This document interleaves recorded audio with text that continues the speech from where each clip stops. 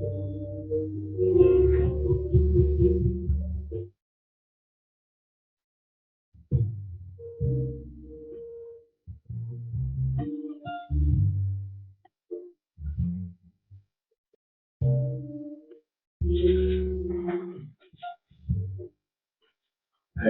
Tanya. I was just thinking about you today. Swear to God, I would. Go, man. I'll show you the Mac today, baby.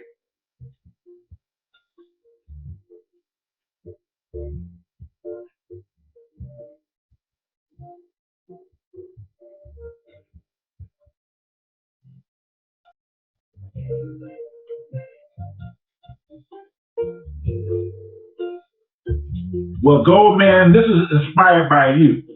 Since you called me the Mac,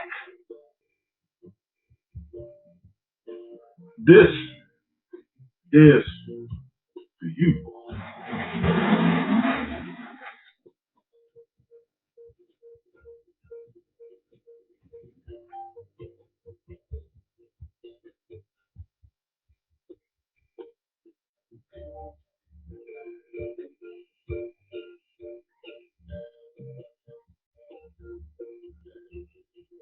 Yeah, Melanie, I saw you come on for a minute. Not certain what I'm going to talk about. We'll see.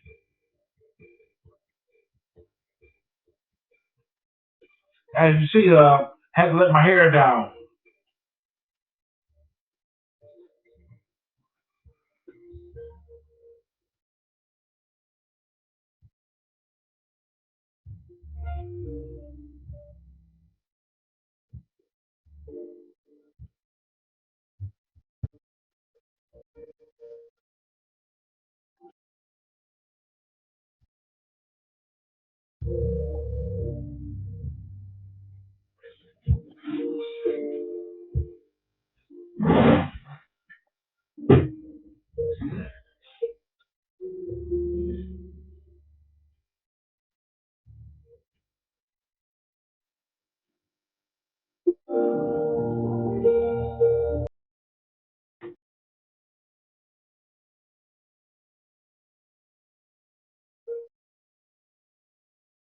How about that? All right. Now that we done set the mood, wait a minute. Oh, Mr. Cigar, I have it next time. Shut up, Erica. Shut up. Don't you don't you start no shit. It won't be none. What's up, Reed? Yes.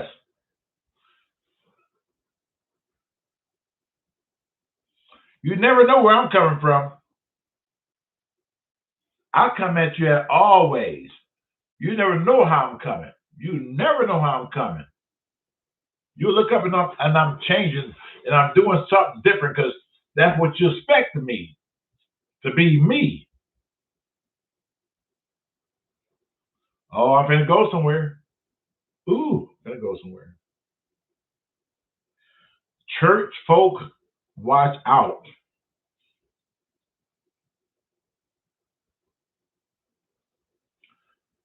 Church folk, watch out.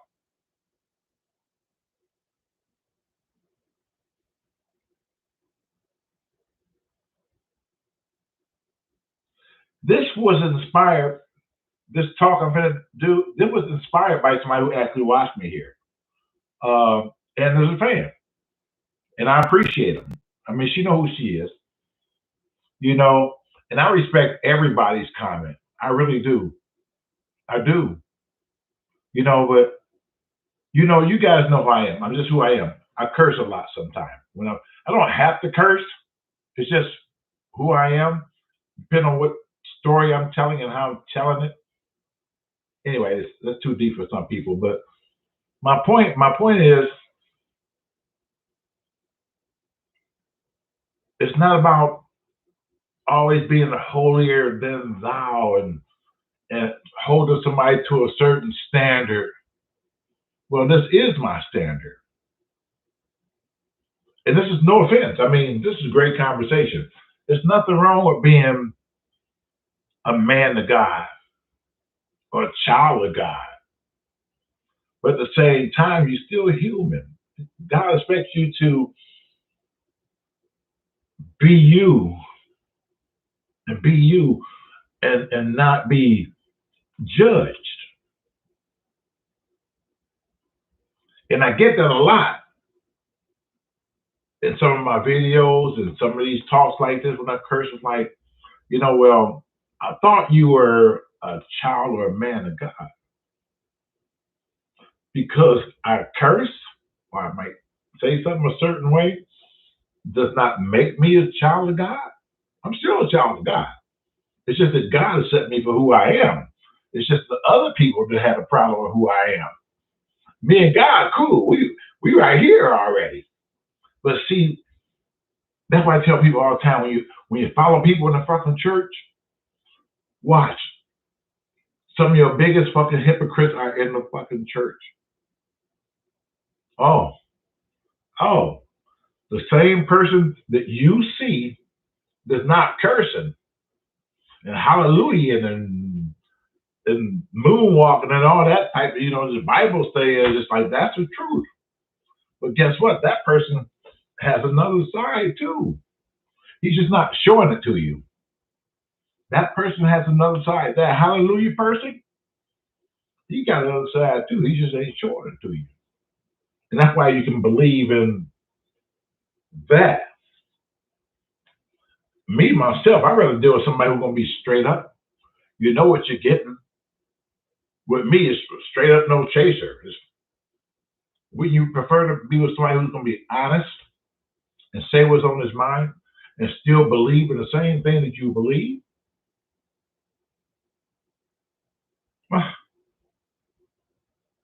So that's the way I look at it.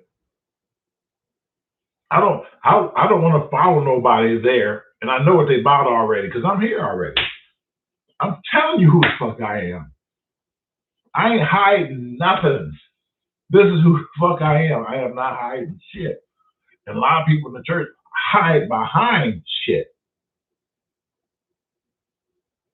Then you start believing things, what you see, because that's what's being put in front of you. But there's still another side. And every now and then it sticks his head out. But if you're so deep into it, you're not going to catch it. You're not going to catch it. So deal with real. So the whole thing I'm trying to say is deal with real. I'm real. You're going to get 100% shade. Every time I open my mouth, half the time I don't know what the hell is going to come out of it. I don't. But, all right. You got to be blunt. Yeah, you got to. Sure, not you, Barbara. Not you.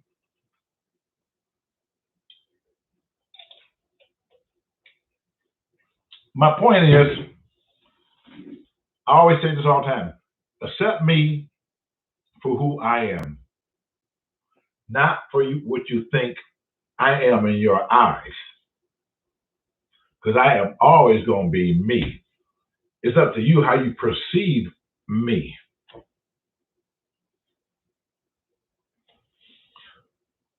What's up, Tay? We live, baby. We live.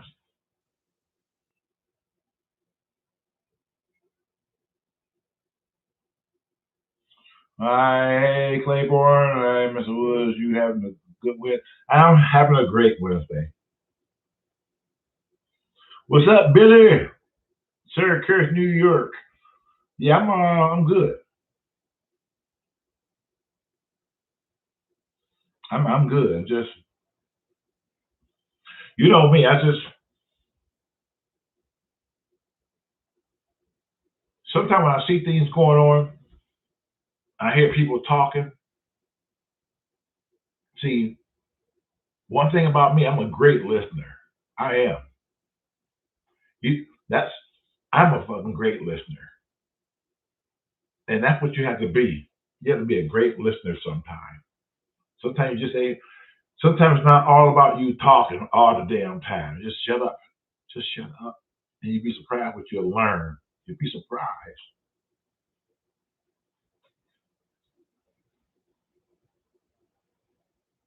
You'd be surprised.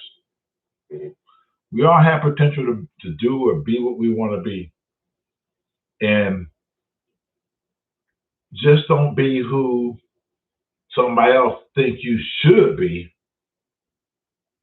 when you know who you are already. The problem is the other person don't know who you are. I can see where the confusion comes in. I can see. I really can.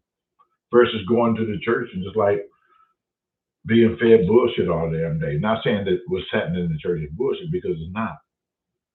But that's what a lot of people turn it into. People have a tendency to go to church and they figure like they can still do all kind of crazy shit and my soul's still gonna be fucking saved because I'm here in Bible study every no, it don't work that way.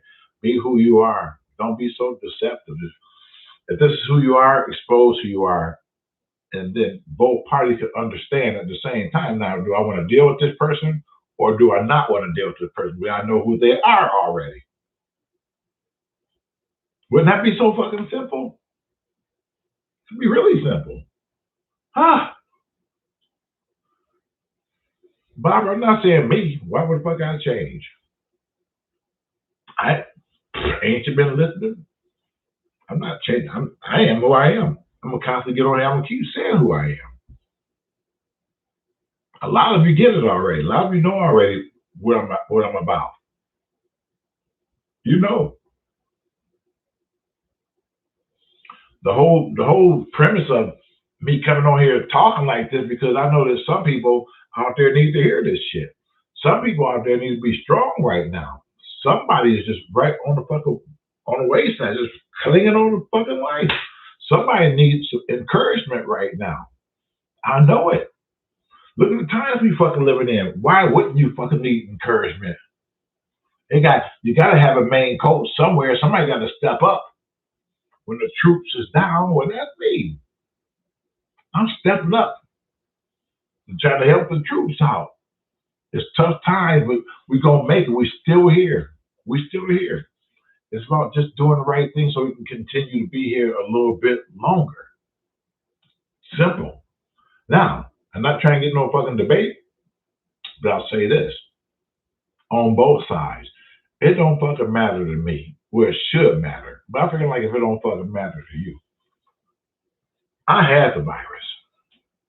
I was right there on the fucking edge. Everybody who knew this early on when I got that, and Daryl flowed those fucking pictures on the internet.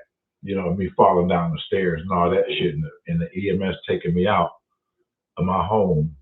You know, and I'm being rushed to fucking Beaumont Hospital, and not knowing what was really going on with me at this time. So, oh my god, I got this shit, and I tell you, to be on the fucking stretcher, just only like that wide as it is, and to be sick, and to be sick, and can't really move one way or the other. And they ask you questions while they rushing you down here. What's your name? What's your date of birth? What city you in? Like, the fuck you asking all these damn questions for, goddamn? Get me to the fucking hospital, shit. You know, but I understood that was their job. But my point was when we got there and we went through the back, and when the doors opened, in not the visitor area, but the area where people in the hallway, when they get ready to see the doctor, rows and fucking rows of people. Everybody had the fucking virus. Everybody. Everybody. Everybody moaning and groaning Oh, it was the most terrible sound you ever want to fucking hear. Oh my God. It's like I was living in a fucking nightmare. I couldn't believe this shit. Me? Why fucking me? And just and to lay there downstairs was cold as shit. I didn't even have a fucking room. I was down there emergency for like 12 hours down in fucking emergency. Oh, and they run so much IV and shit in my ass. I mean, ooh, that was cold. I was cold. And eventually, at some point, they said, we found a room for you.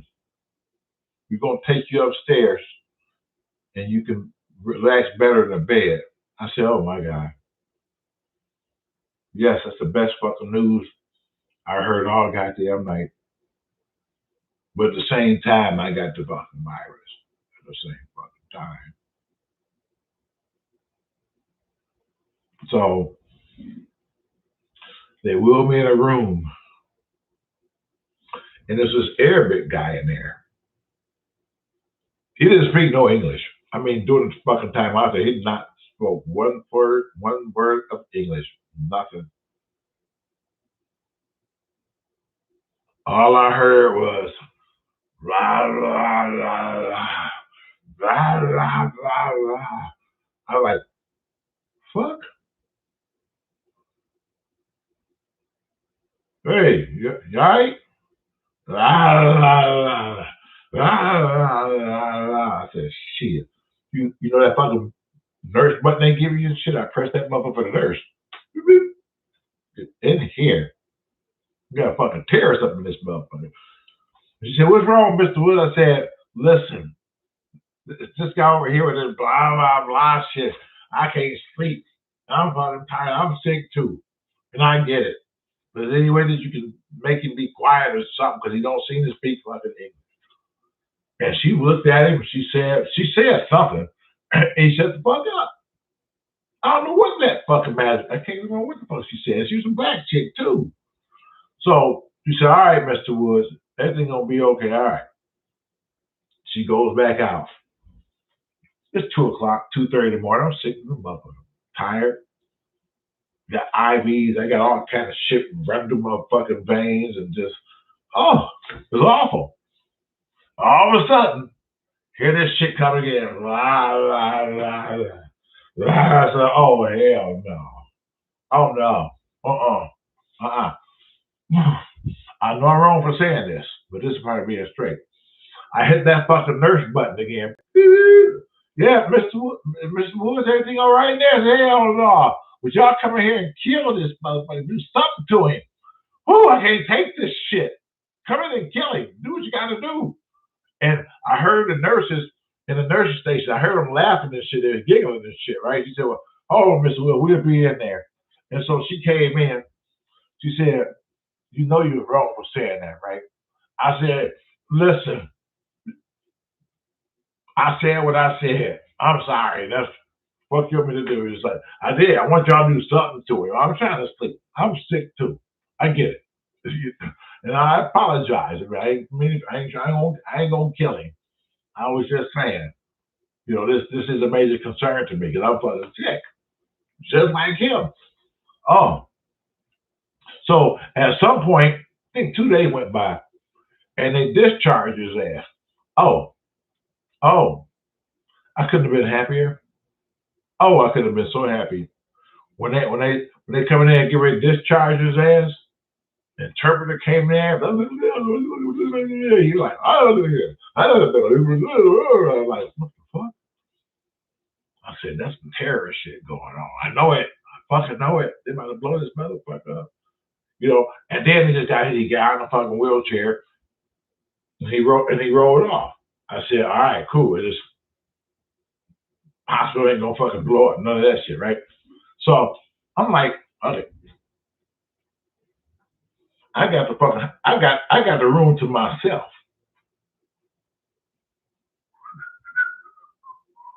Yeah, kind of like it here. You know, like, okay, okay, it's not too bad. Not too bad. The door comes open. Mr. Woods got a roommate. Oh, hell. Who they roll in? Pookie. I said, you know, I just don't fucking know why me of all people always running into a fucking Pookie. I mean, goddamn, I'm in the hospital. I've got the virus. I'm in the fucking jaws of fucking death. And my last sight gotta be fucking Pookie? Oh, so they wheeled him in. I'm all fuck. I'm mad because I want to roll him myself. They roll him in there. Hey, how you doing over there? All right. I'm real short, right? I'm only short because you know when you be short with somebody, that's technically telling somebody you don't want to be bothered. When you be short with somebody, I mean that's how it works. I'm just being honest. If you be short with somebody, it's pretty much that I don't want to be bothered. Now the other party got to be smart enough to pick up on that. If you short with me, I'm gonna fucking know. I'm gonna give you your fucking space because when I want to talk to you, I'm gonna make certain that we right here as one. If you be short with me, I'm outie. Man. So he just kept talking. He kept talking. I ain't saying nothing. Now this motherfucker's on the phone. Talking loud on the fucking speakerphone. Like me and you talking right now. I said, what kind of virus this motherfucker got? God damn, he talking loud over there. He got Ray on the other fucking line. They just talking like normal conversation. Yeah, dog. So and so, so and so, so and so, so and so. I said, what kind of fucking virus is this? I hope it don't turn me into that. Oh my God. What? Oh, I couldn't believe it. Like, and I said, I didn't think I said it loud, but obviously I did. I said, God damn. I said, how? I said, I swear to God. I said, God damn, how inconsiderate. Remember this motherfucker sick and shit and here's that motherfucking conversation and shit. I didn't think I said it that loud. All of a sudden he said, oh, I'm sorry, man. I'm sorry to disturb you, man. I'm sorry about that. I said, God damn, that motherfucker hurt me. I didn't think he hurt me. And I put my sick voice on because I didn't want him to feel bad. I didn't want to fucking feel bad. It's a way out. I said, oh man, I understand. I really do. Just sick over here, man. I don't know how much longer I got to go, man. I was like doing all this shit like, oh man, okay, man, I'm sorry, man. I'm so sorry. He said, Pookie, I gotta be a little bit more considerate of my roommate. Yeah. At that point, I'm saying, okay, he about to get the fuck off. He understand where I went to. I put the sick voice on his ass and everything. I knew that worked, but it didn't work. That motherfucker, he just took that motherfucker off his speakerphone. He kept talking loud. The only difference was I couldn't hear the other guy's conversation. That's the only fucking difference. Just as fucking loud. I said, oh my God, I cannot fucking wait for losing. I cannot fit. Oh, I can't believe this shit. I just got rid of blah blah, man. Now I got Pookie. Just, oh my God, that guy was just absolutely terrible. And I was like, brother, yeah, hold on, Pookie. Yeah, what's up, roommate? I said, bro, I know I can't hear you, man, no more, but I mean, you still kind of like a little loud, man, just because I'm sick of the motherfucker over here, man, and I'm trying to get the fuck up out of here. You know, I don't want to be here. Maybe you want to be here. I mean, I don't know, but I don't want to be here. I want to get myself well so I can get the hell out of here, bro. So I just want to relax, man. We both, you got the virus, right? Yeah, man, I got that shit. But acting like it. Didn't act like, playing like you're sick or something, please. I mean, we're in the same room, bro. We're here for a reason. Let's take this shit serious. All right, man, no problem. You kind of cool, man. I said, yeah. So he got quiet. He didn't say shit. He didn't say a word, and I was like praying, like, please, Lord, don't let this motherfucker say shit else. Please, because you're not niggas. He's just like, after about 5 minutes of silence, we just gotta start fucking talking again. Gotta start talking. We just can't leave this shit alone. And that's how most arguments happen in the fucking hood. People trying to get the last fucking word. That's one thing about the black folk. I'm telling you, we will not. You're not gonna get in the last goddamn word. You're just not. We're not built like that. We're not. And that's why we have so much goddamn trouble in the fucking hood. And that's what it is. Not gonna be wrong. We're not gonna be wrong. Never. But guess what? We are. Well, baby girl, I was going somewhere with this whole story. I started by saying I'm not trying to get into this debate. I was leading up to it because sometimes when you tell a story, sometimes you just can't give it to a person all at once. Because some people are just going to take it wrong. With those folks, you have to build a story to go behind what your ultimate message is going to fucking be. It's the virus. I'm just showing you from a different side. You can believe what you want to fucking believe, especially if you ain't fucking never had it before. You can believe what you fucking want to believe, and that's all right. That's all right. I respect your opinion, even though you don't know what it is to go through that, even though you don't know what it is to fucking see that. You don't know. You don't know. So yes, I understand why it's easy to say no. I'm not gonna do this. It's because when they put the vaccine in you, they actually put this fucking microchip in you so they can follow you wherever you're going. Wherever you're going. I don't want nobody tracking me. Newsflash. The government been tracking your ass from day one. From day one. Way before the fucking virus. When cell phones came out, oh, they know who you are. And when they need you, when they want to come get you. Oh yeah. Ain't no better tracking than that thing that's in your back pocket. The thing you talk on every fucking day. Right now. See this? I'm being tracked. Right now. So I gotta be careful about what I say. Because I'm being tracked. I know that.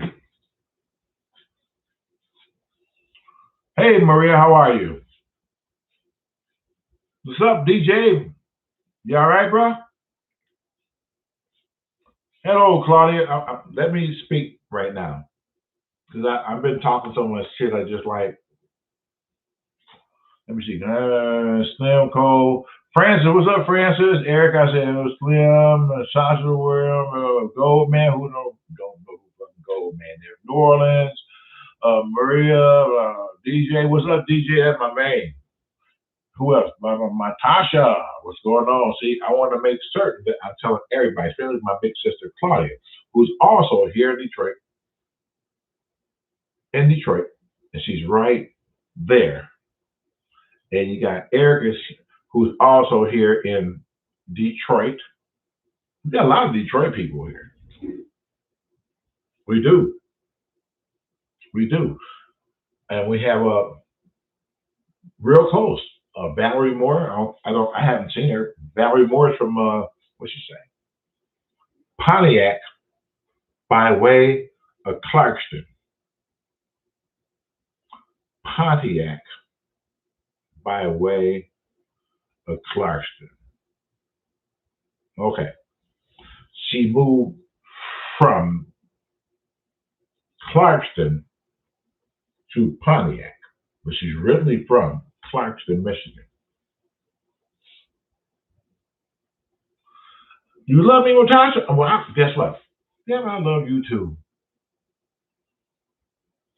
Even though I read a comment earlier, somebody said, he gay, whatever. And like, I used to get that a lot. I used to get that a whole lot. I really did. Because because when you wear when you wear hair like this, when a man, especially a black man, wears hair like this and look a certain way, well, in their mind, they associate him with as being gay because of the style of his hair, not necessarily looking at the way that he carries himself and how he talks. He's a gentleman. He's just a gentleman who just happened to be wearing his hair differently than yours. Don't get me started. Don't get me started. But when I see that shit, like, and that's fine. I'm okay with that. Really. Really, I am. People for years on the internet say, I think Shea gay. If that's what you think, that's fine. I'm just being me. And the problem is, most people are scared to be themselves. So what do? They see something else they can target on and focus on what it shouldn't be. Instead of worrying about who they are as a person, how are they presenting themselves to somebody else? I told you, don't start. Don't start. I told you, you're gonna get some fucking real talk the fucking night. And so I hope I didn't offend any church folks, because that's the last thing I'm trying to do. I was just trying to fucking make a point. I mean, I'm a church folk too, but also I know that sometimes I can be a heathen. God didn't make me perfectly. He didn't. He know I got flaws. Why wouldn't he know? If you believe in God, don't you think God would know who I am since he created me? Then you should be okay with who I am, because obviously God is okay with who I am because he made me. So you can't judge for God what he might think. We here, like I said earlier, we here. You got to catch up. So no, I ain't trying to, I'm just keeping it real. That's what I do. I see what's on my fucking mind. I told you when I first started going to church, I did not want nothing to do with church. I mean, absolutely nothing did I want to do with church. Pam was a church goer. She was. That was her fucking thing. Choir rehearsal, uh, uh, Bible study, um, pastor's aid. I mean, the whole day. I mean, everything. I mean, the whole 9 yards. And I was totally the opposite. I wanted nothing to do with that. Nothing. And she just let me, guess what? She let me be me. And I let her be her. And we found a happy medium and made it work, because we had to first have an understanding of who we are. And you're going to accept me for who I am. I'm going to accept you for who you are. And it just played out that way. I was like, okay. And so she never bothered me on a Sunday about church. She did at first. I ain't gonna lie. She did at first. She really did. But I guess she just, at some point, she said, fuck it. She just gave up. And it's just like, I just see you when I get out of church. And we having a dinner at the church. I'll bring you a plate. All right. Scratching my stomach and shit, watching the fucking football game. Yeah.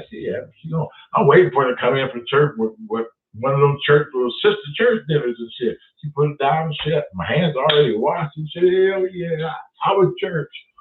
She said, it was fire. The pastor tore the house down tonight. He preached from Proverbs 2642. Blah, blah, blah, blah, blah, blah. Really? Yeah, you should have heard, but you wouldn't have understood. You wouldn't have understood. But it's okay. She said the Holy Ghost was there. The Holy Ghost was there. The Holy Ghost was there. And she was always talking about the Holy Ghost all the time. I don't know. So I figured like one day I said, I got to meet this Holy Ghost guy, right? And so one Sunday I got up real early, about fucking 7 o'clock, and I washed my hands and shit. I washed up and I put a suit on. I put a suit on because I'm going to surprise my wife and go to church. She'll see. She'll see. And so what I did, I went up front, turned the TV on, click it, and sat down with my suit. I was trying to make certain to get wrinkled and shit, right? I just can't wait for her to get up. I'm making all kind of noise like, ooh. You know, trying to intently wake her up and shit. Like, get up. I want you to see this shit. Like, you may not see this shit again. And I heard eventually she get up and she get ready to go to the restroom. So she realized that I'm not in the bed. So she went to the restroom. She came out. Shay? I said, yeah, here we go, goddamn. I said, yep. Up front. She said, oh, okay. I said, yep. Because she get ready to go to bed. I said, yep. I'm sitting up here. Oh, yep. Mm-hmm. She said, what? That got her. So she came in, she looked at me, she said, where you going? I said, to church. She said, whose church? I said, your church. She said, when you decide that? I said, this morning. Okay. We'll be glad to have you. But you know, church don't start till like 11:30. It's like, it's like 7 o'clock. I said, I'll be here waiting for you. I'll be waiting. She said, okay. and she goes to the back of the bed. I couldn't wait for her to get up and start doing her doodads and all that, the whole 9 yards, which she ended up doing. I just couldn't wait. We go to church. I'm like, hell yeah. And I'm looking around, and like I see a lot of pretty people and pretty suits and shit. And it was, to me, like a fashion show. The first time I went, I thought it was a fucking fashion show. I really did. I see women walking down the fucking aisle with fucking hats with fucking fruit and shit on it and shit. I'm like, huh?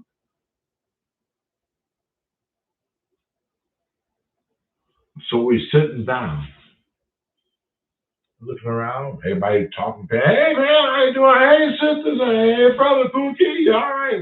I'm sitting here, I'm just taking it all in. I'm like, okay, I'm trying to see how this church thing works and shit. Man, it ain't been everywhere. And so I'm watching.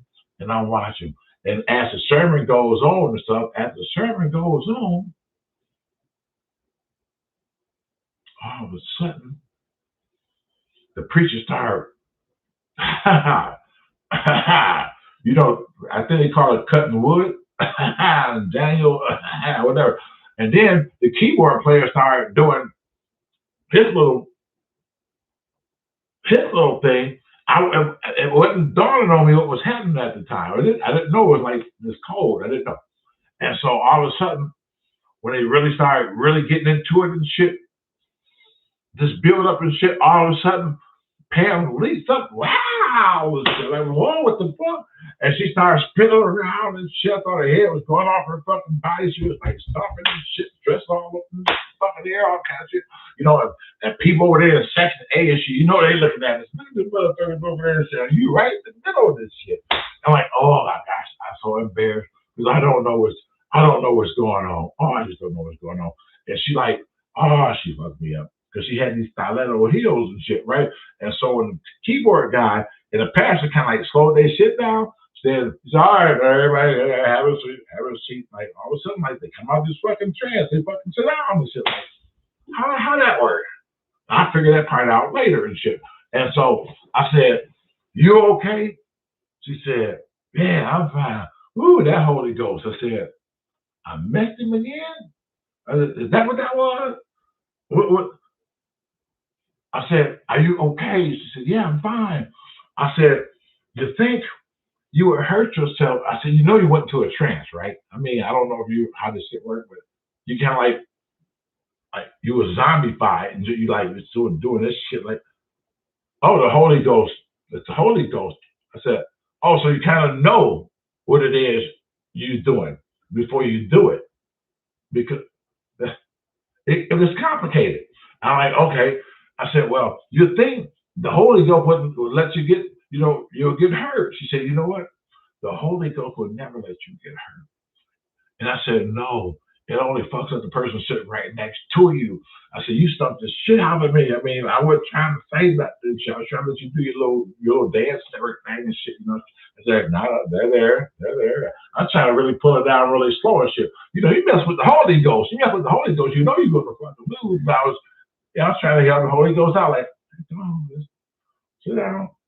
So the Holy Ghost help me. Come on, let's sit down. I want to make sure she's okay. And I said, man, what a fucking experience, right? And so some time go by. It was like, I'm going back to the church again. I said, I'm kind of liking this church thing, right? So we go back to church. I'm up on a regular time. We're getting up there. We share the fucking bathroom and shit. Put my fucking high karate and all kind of shit, right? You ready? Yeah, we get ready to go. And so we go back to church. We ready this goddamn time. In the church, when they do this, if you ever been to a Baptist church, when they do this, it means excuse me. This excuse me finger. It's like a courtesy thing in church when you do this shit. I learned that, right? I've seen them used before. And so we sitting there, church is coming in and said, now here come Pam's sister. Now, me and her sister always kind of like had a problem, she is who she is too. I give it to her. But I am who I am too. When you got two people who are sure about who they fucking are, it could be a problem. I'm just, yeah. So she coming down the fucking aisle. Oh Lord, here she comes. And I'm trying to move over and shit just a little bit. So it's now room between me and the other guy who was sitting there. I kind of like did a butt and a half. Yeah, like a butt and a half to make certain. And so she looked down there, she and her sister Pam. She said, Pam. She said, hey, come on down here. I said, no. I said, no fucking room here. She said, move. She said, make some room for my sister. At that point, what could you do? You don't go up. If you're in a black family, you do not go up against two black sisters. You just don't do it, especially if they're tight. You don't do no shit like that. So I said, I just went out the way. So I said, hey, she said, I'm the shit. She said, hey, Shay. I said, I swear to God, went like this. She said, hey, Shay. I said, hey, you all right? I'm like, you could be better. Okay. Good talking to you. You too. That's how that shit went. I mean, that's how it went. And so I'm sitting here like watching the service. It's going on. And all of a sudden, remember, now I learned the church lingo. I watch what they do. When the preacher got the high and the shit and sawing wood and all that shit, and then old boy on the keyboard doing his thing, I said, I did like this. Here you go. She.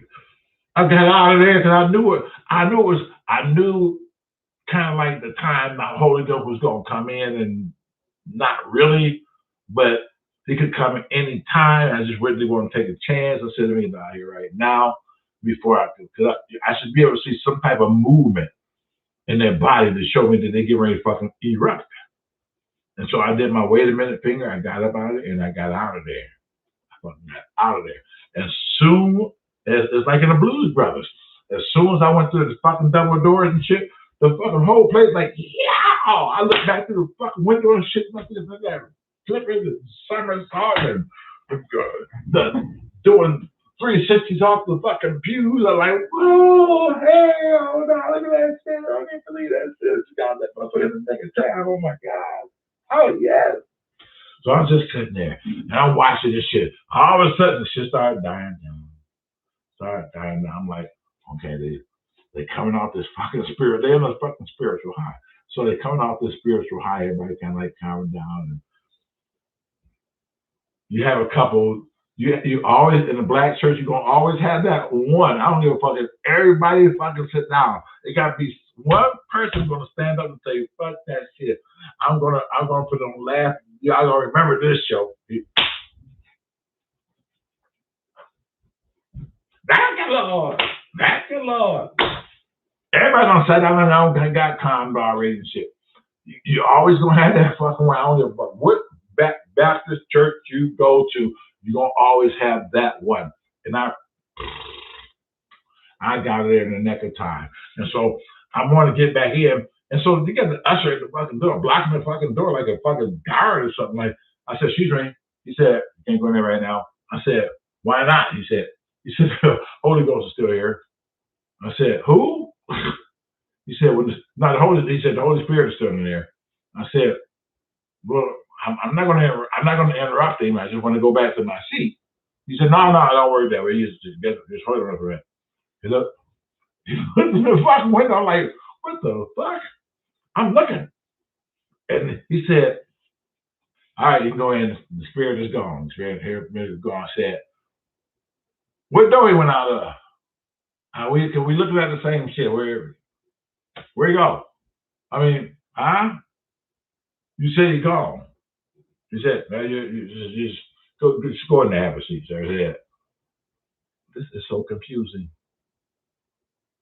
but I tell you what, I know it's the best feeling. I know. I'm just having fun. I'm just trying to do my experience with the church. I actually end up joining, by the way, I'll have you know, True Faith Baptist Church. I end up joining, and next thing you know, I was that person who was going every time they had a meeting, something was going on, a man's day. I remember working afternoon shift, and they had it piped in where you can call on your lunch break. You can call in and be part of the meeting. Shit, I couldn't wait on my lunch break to call in and shit and be on a speakerphone and be part of the meeting. So I ended up turning it down. You in trouble? Talk. We are in trouble. Well, yes. With this, yeah, we are in trouble, but I'm getting way fucked off base. Let me get back to the virus thing. You can do what you want to do.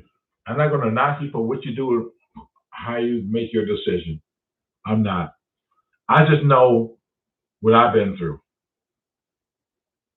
And for me, it was the best decision. Even though I got people email me all the fucking time, I love you to fucking death.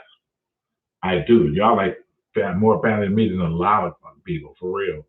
But if you know me, you know that I got to make my decision and what's best for me. I appreciate you.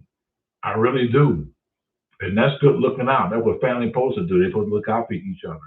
But at the same time, family supposed to trust their family's judgment. So trust my judgment like I trust you. And that was my choice. I took my vaccine. I took both of them. I know already, and I'm gonna say this so just in case somebody come up and say something crazy. Just because I took 2 shots don't mean that I can't get that shit again. Yes, I can. The purpose of the shot, once again, is if you get it, it won't be as severe as it was for fucking me. And to me that was worth taking a chance because I don't want to never go back to that shit. You don't know what it is until you get and you can't walk. I mean, oh my God, you just don't know. That saying is true. Walk a mile in my shoes. Walk a mile in my shoes. You might think differently and get off the internet. Don't let what no people say on the fucking internet influence your decision to do what could be right. Could be right. I mean, we're all gambling. I'm figuring like you gambling on your life your way. I'm gambling on my life another way. But guess what? We're still fucking taking a gamble. Who gonna win and who gonna lose? That's what it comes down to. Yeah.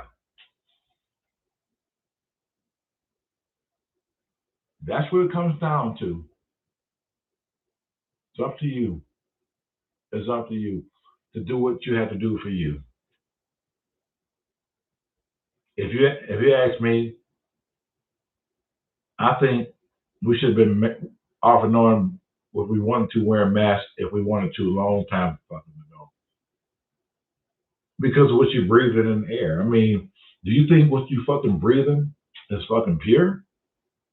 There are fucking people that's coming down with fucking cancer and all these fucking diseases. Shit in the fucking air. This is before the fucking virus. Why should it took a virus for somebody to say, oh, we're serious now? We've always been fucking serious. We should always be concerned about our fucking health. Wait, why should it have took this virus to make us be fucking aware of something that we should have fucking been aware about anyway? And if we've been aware of it and addressed it then, by the time this shit came along and shit, we can deal with it fucking better. Because we know.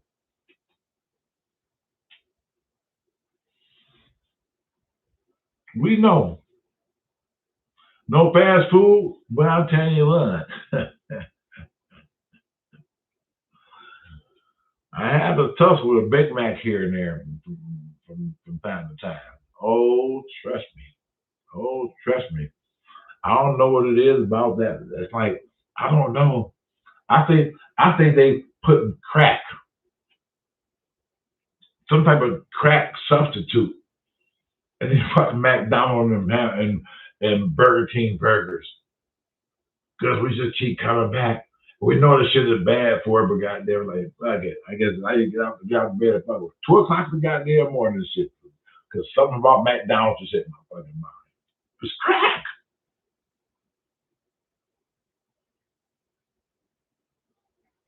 No shot for you, that's good. That's Listen, that's what I'm preaching about tonight. Your choice. That's your choice. And I personally respect your choice. I think everybody should respect everybody's fucking choice, and we wouldn't have no fucking problem if we respect everybody's choice. Yeah, I know, life and death, I get it. But God, guess what? At the end of the fucking day, we all got an outdate. At the end of the day, we all got an outdate. Might not be from this shit. It might be laid up in a fucking nursing home somewhere, just withered away. You got an outdate. You can't escape it. Mm-mm. So you got to do what's right for you. So I'm figuring like, if you're trying to buy yourself a little bit more time, if it comes down to it, I mean, if you got to gamble, why not take that fucking gamble? Take the gamble. You never know. You never know. I still do the right thing. I still do the same thing. I still wear my mask. I sanitize like a mother. I keep that. Man, I keep a big bottle that Lynette sent me like 2 bottles of that sanitizer. I had some, but that stuff she sent me is like it was strong. I mean, it's like it kill any damn thing. But that's some good stuff. But I do that every day. Took my shots. Had no effects about it. Didn't bother me at all. Just like, you know, I'm gonna tell you what I thought. I ain't gonna lie to you. When I decided to take the first shot, when I decided, I kept saying I was gonna do it. I kept saying I was gonna fucking do it, and I knew where the place was. But every time I would pass the place, just thinking about that, I'm gonna turn in there. I keep going. I find a reason to fucking just keep going. I said, no, I don't want to do that. Cause I hear so much shit on the internet, people talking like, hey, just be healthy and make sure you eat fucking carrots, whatever, blah, blah, blah, whatever, fuck. You know, and you start listening to a lot of things. And some people on the other side, when you listen, actually make fucking sense. A lot of shit fucking makes sense. I get it. But on this side, let it make sense to me over here. I understand it makes sense to you over there and shit. Man, I applaud you. Well, applaud me too, because this is what I fucking believe. You know? So at one point when I went in the first, I said, fuck it. I'm going in here. Like as soon as I started driving down the Stevenson building, Straight Gate Church on Grand River, soon as I started driving down, I seen like three tents, like on the left hand side, and you see some people walk around look like fucking Martians and shit. Like I want to get the fuck out of there. Like hell no, man. Maybe I'll come next time and shit. Like that shit scared the shit out of me, right? But you know what? I said they like this. I'm like, should I run this motherfucker over and get out of here with any cars behind me? I just said, you hear Shay, do this. Just do this. You gotta do this. So I pulled up and said, you here for a shot? I said, well, am I in the wrong place? He said, no, you're in the right place. He said, well, take this clipboard, pull right there in that lane, lane number 1 right there, and fill this out. And read this. You can this is pages you can read later. But sign this. Okay. I'll put over there and shit. So what she didn't think should have took me maybe a minute or two to do turned into some time. I'm gonna tell you why. She came back. She said, "You still signing?" I said, "No, I'm reading." She said, "What?" I said, "These pages you go back and take home." She said, "Oh yeah, for you to take home." I said, "Well, I don't want to read them here. Is there an issue? Is there a problem with me reading this here? I mean, I'm getting ready to put stuff in my fucking body. I mean, I figure like it should be important enough for me to read. If I can't read, then we got a problem. If I can't fucking sit here and read. I don't want to fucking just take a shot and then read after the fact with it on fucking already. No." I said, "You come back in about 15 minutes. Let me. I read fast. I really do. I went there with speed reading. I mean, I can do this. And I took my time and I read that shit. Most of it that didn't understand really. I mean, medical shit. You want to get to medical terms and all that type of shit. But the most part, I did read it. And at the point, I said, like, well, I'm comfortable with that. I'm just going to go ahead and just get this shit out the way.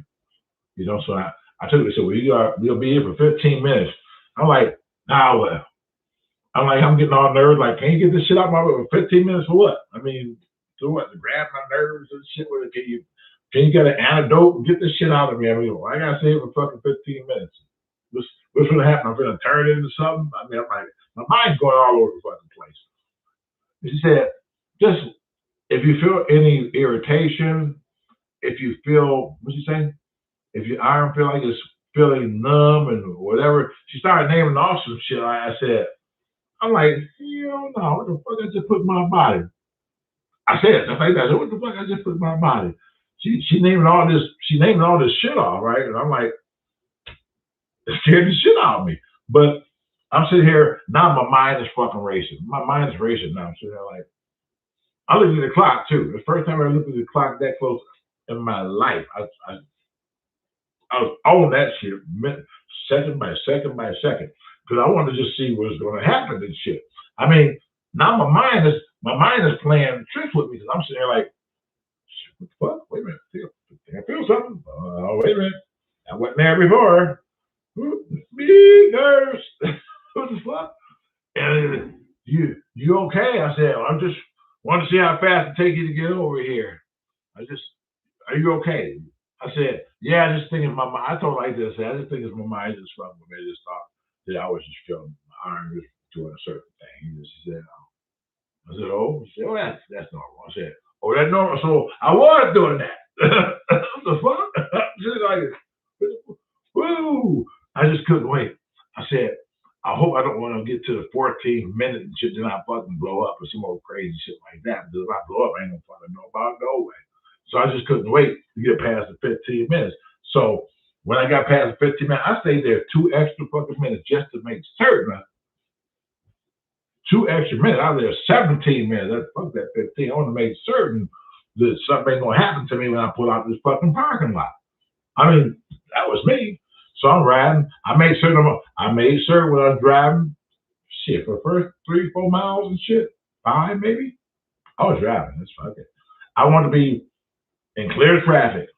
If something fucking happened, I won't be on the side road and shit, and just something happened to me, I drop off or something, and I just hadn't turned down the one guy down the street where Pookie them at, and then I just passed the fuck out. Right? No, I'm staying right. I'm staying right with the flow of traffic. I ain't know where the fuck where I ended up going. I think I got all the way down to let me see, Farmington. I think I got all the way down to Farmington Road.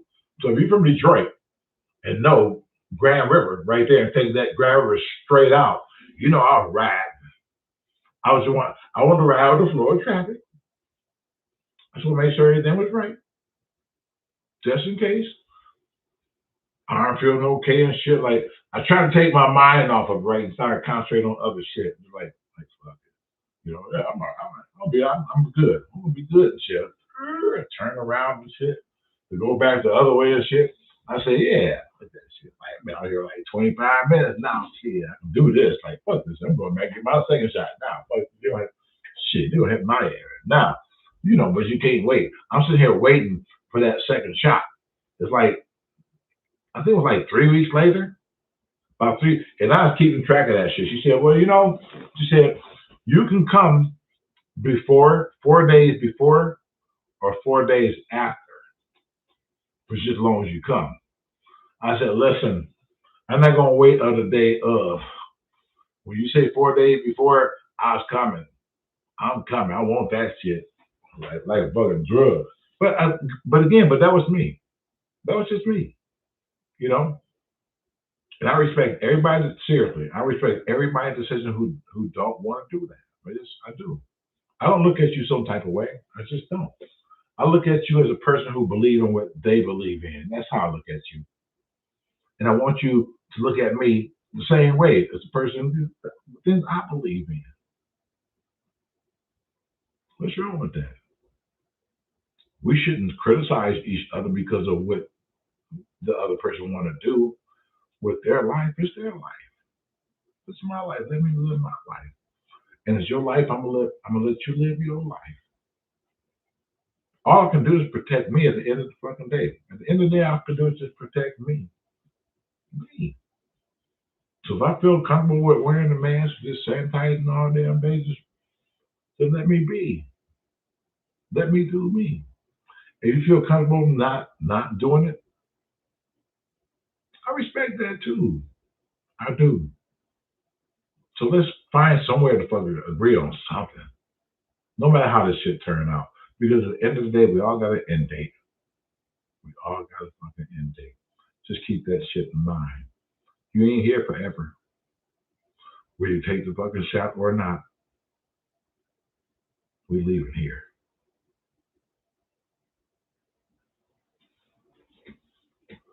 Ooh, man, that was kind of deep. I'm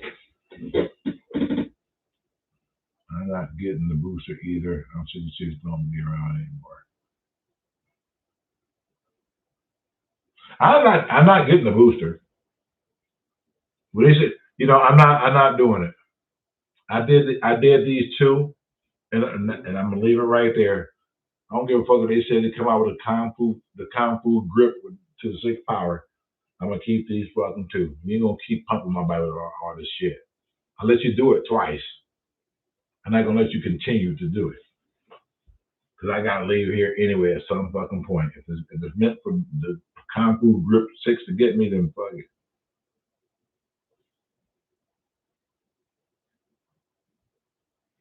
I'm preaching, Erica. Ooh, I'm preaching tonight. Ooh, what's up? What's up? What's up? What's up? What's up? What's up? What's up? Just as long as you don't grow another leg. Just kidding. Barbara Alexander, why would I know I catch something by you tonight? I knew I would catch it. Oh,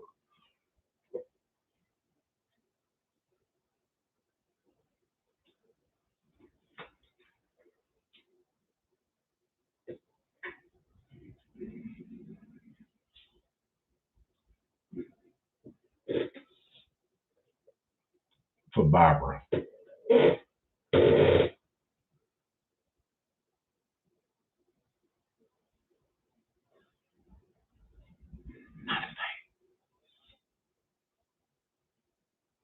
I'm just saying.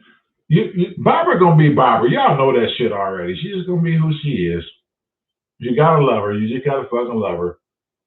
She will let you know in a minute.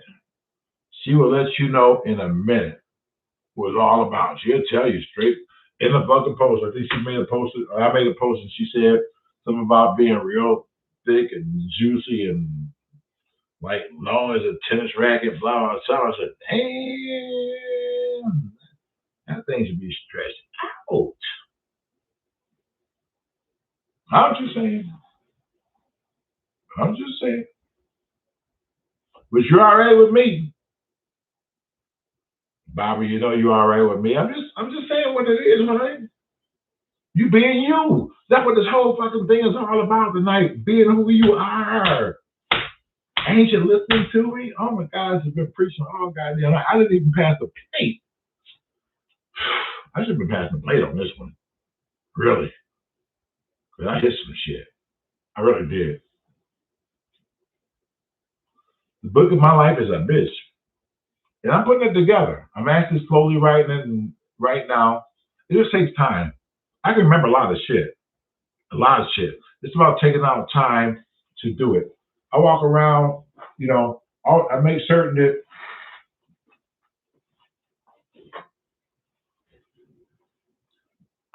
my flash drive is not too far away from me. So wherever I am, if I get a minute, I can go on somewhere and just get that little time to talk for a minute, just over there, trying to put this book thing together. So thank you, Rick. I mean, when I come at you, I want to make sure that I'm right. Because you're gonna have people who are gonna fact check you and question what it is you say and what you do. And that's what people do with books.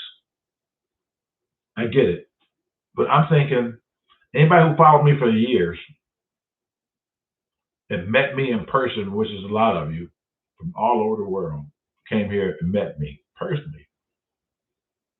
And they can tell you that I'm still the same fucking person in person as I am on the internet. There's no difference in me. What you see is what you get. I say that's what this whole thing was about, is being who you are and let people accept you for who you are. And not let somebody fucking change you to what they want you to fucking be. Yes. Sometimes you can still you can be in a relationship, right? You can be in a relationship and you can not be with that person no more. But a lot of us get caught up where there's still a controlling factor with that person. So controlling that when you're in your own shit, it's like you can still be controlled within the mind. Well, if I can't get you here physically, then I'll just fuck with your mind. As long as you allow somebody to fuck with your mind,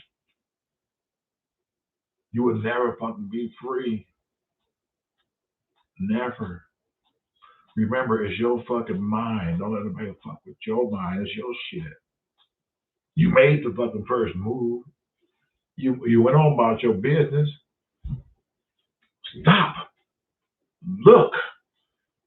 See where you came from. Stop for a minute. Just stop for a minute. Stop. And look where you are. Look where you fucking came from. No, you don't have to put up with that bullshit no more. That's why you fucking left. Now, you are starting to slowly gain control of your mind back.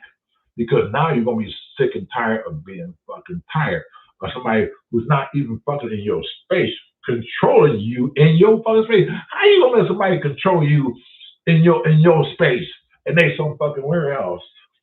That don't make no damn sense. Wake up. I'm here to help you. If you want help, I'm here to help you and tell you how to do it.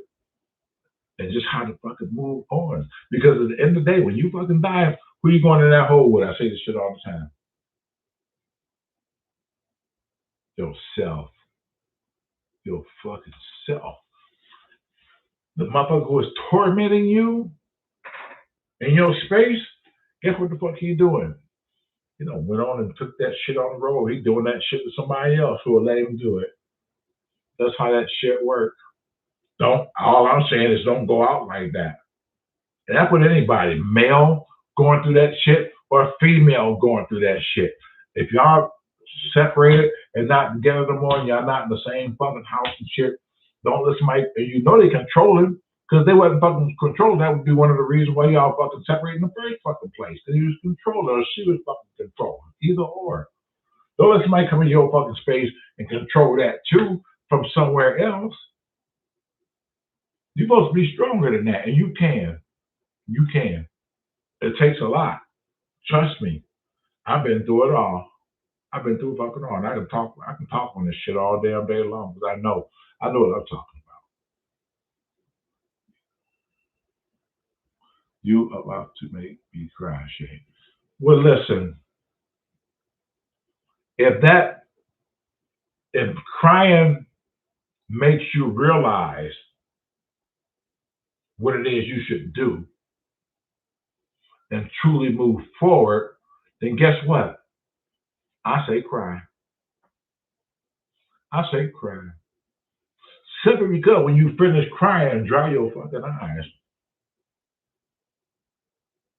It's a new world. You're about to start your fucking new journey now.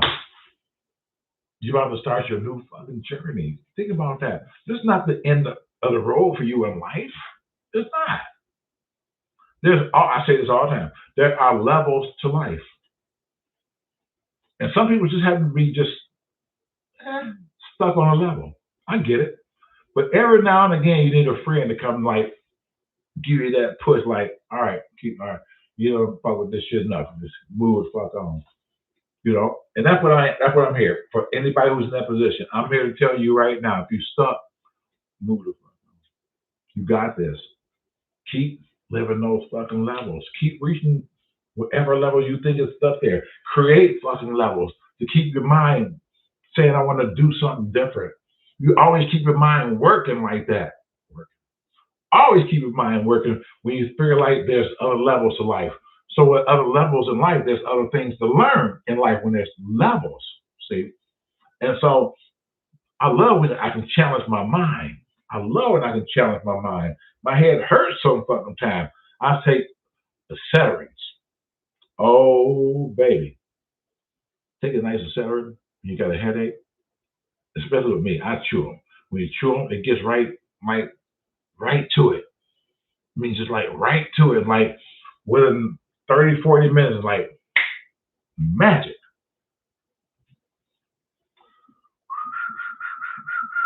When I was a kid, I could not keep nothing down.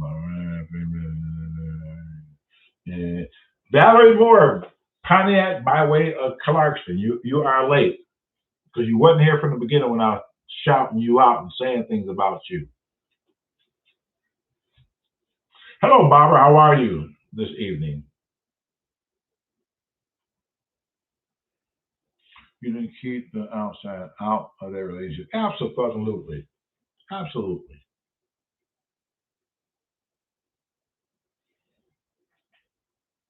Do you? I'm sorry, Valerie. I didn't see you. I mean, my bad. I'm sorry. I'm sorry. You know what? You know how it is when I fucking talk. You know. If anybody fucking know, you know when I sit here and fucking talk, I'm just not even fucking looking at who's talking what. I had to do this every now and then. Like, hey, Wendell, I'm not going to reveal any of that just yet, Mr. Wendell. It's still, I'm just writing at this point. I do have something, and I don't think that's really going to be it. Based off, really, it was going to be something like the life. I think the life and times of SHEA from the SHEA Show. I think it was going to be something like that. But I think I want to go somewhere else with it because I still got a journey, you know, and something's going to hit me at some point, you know, and what would be like the perfect name that really reflects who I am. I think a name should reflect who you are.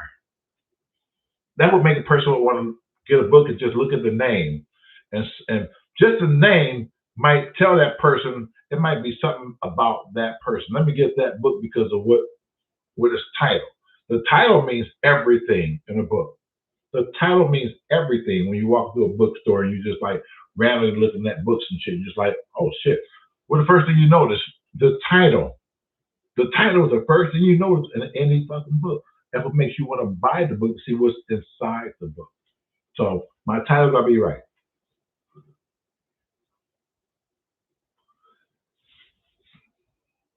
Claudia.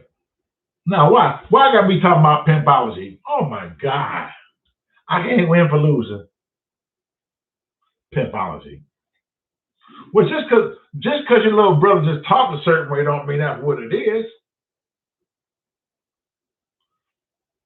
Francis, tell her to behave.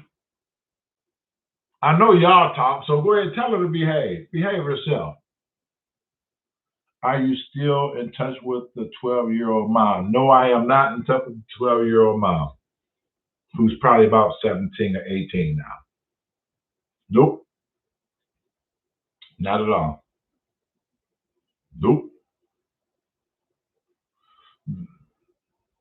Your Shirley, your journey is working. Well, keep working. Do whatever it is to make you happy. That's it. She don't listen to me. Oh, she don't listen to you. Make her listen to you. I listen to you when you call me.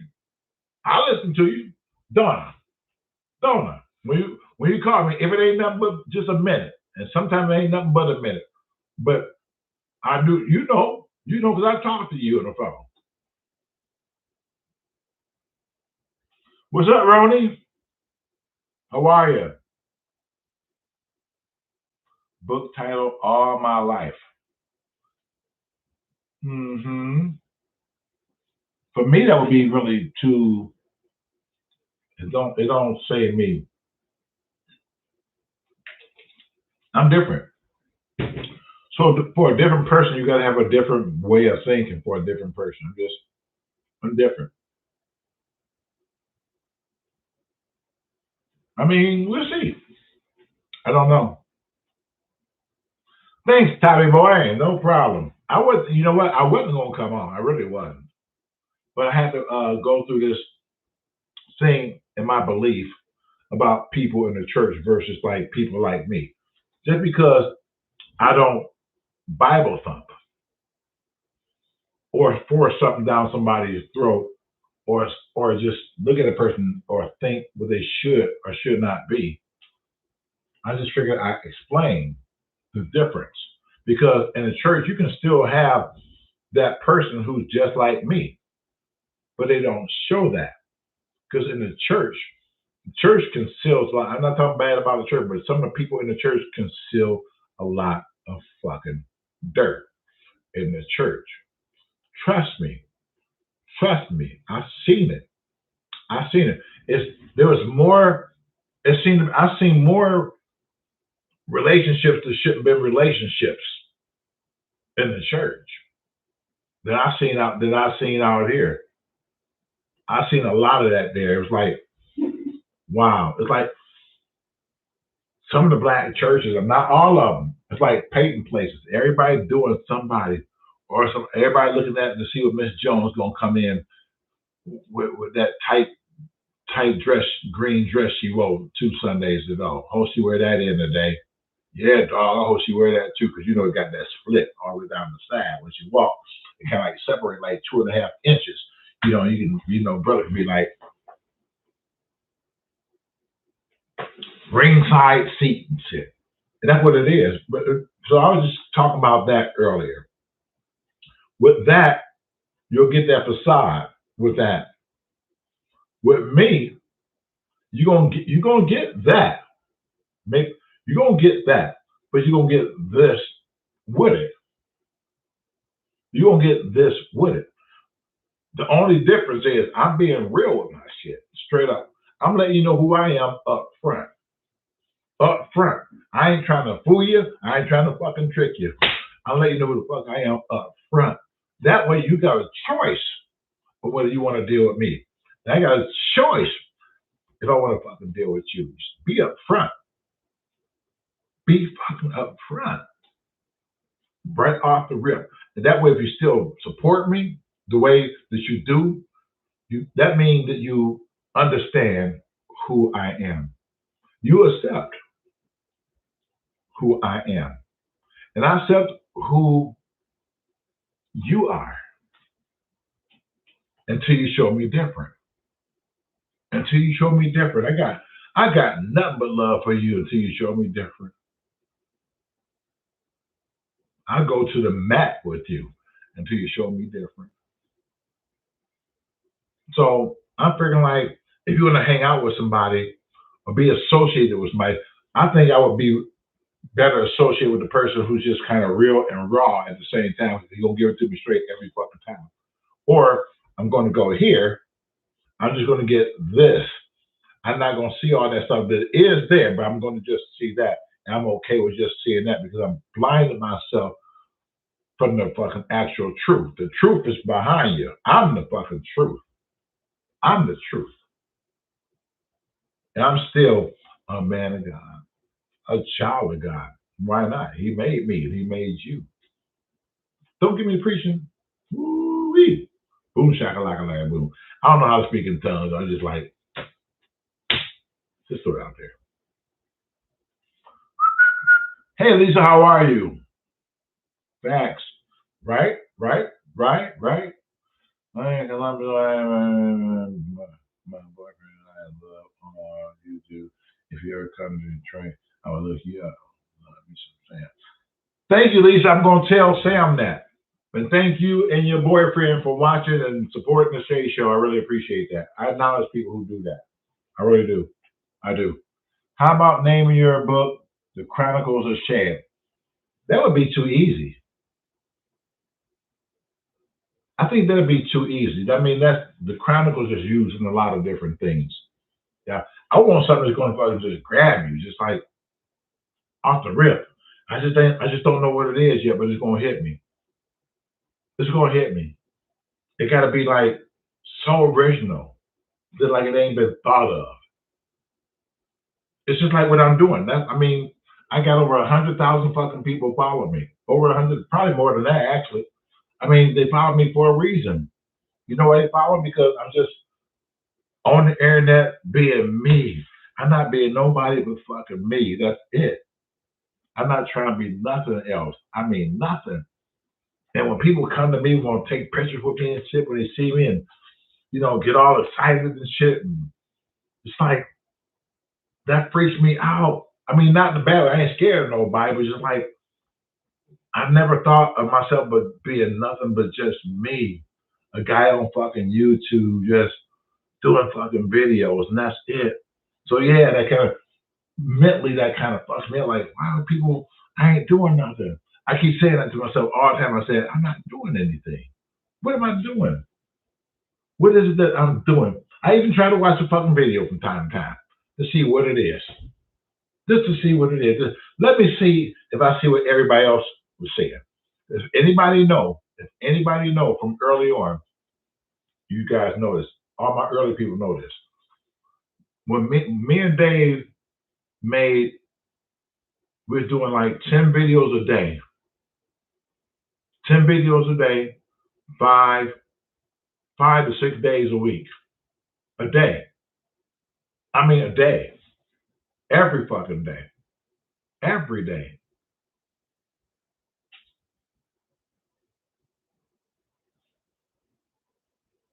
Being real wisdom and love. Yeah, Marissa, what it is.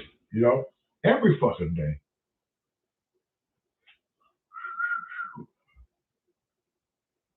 Stay the way you are. Stay there. Shirley, who said I was going to change? I'm trying to help somebody else out who need to hear this shit. I know where I am in life. I know where I am. And I'm still trying to get there. Because I know I still got levels. I'm not letting nothing fucking hold me up from my levels and doing whatever I want to do. I refuse.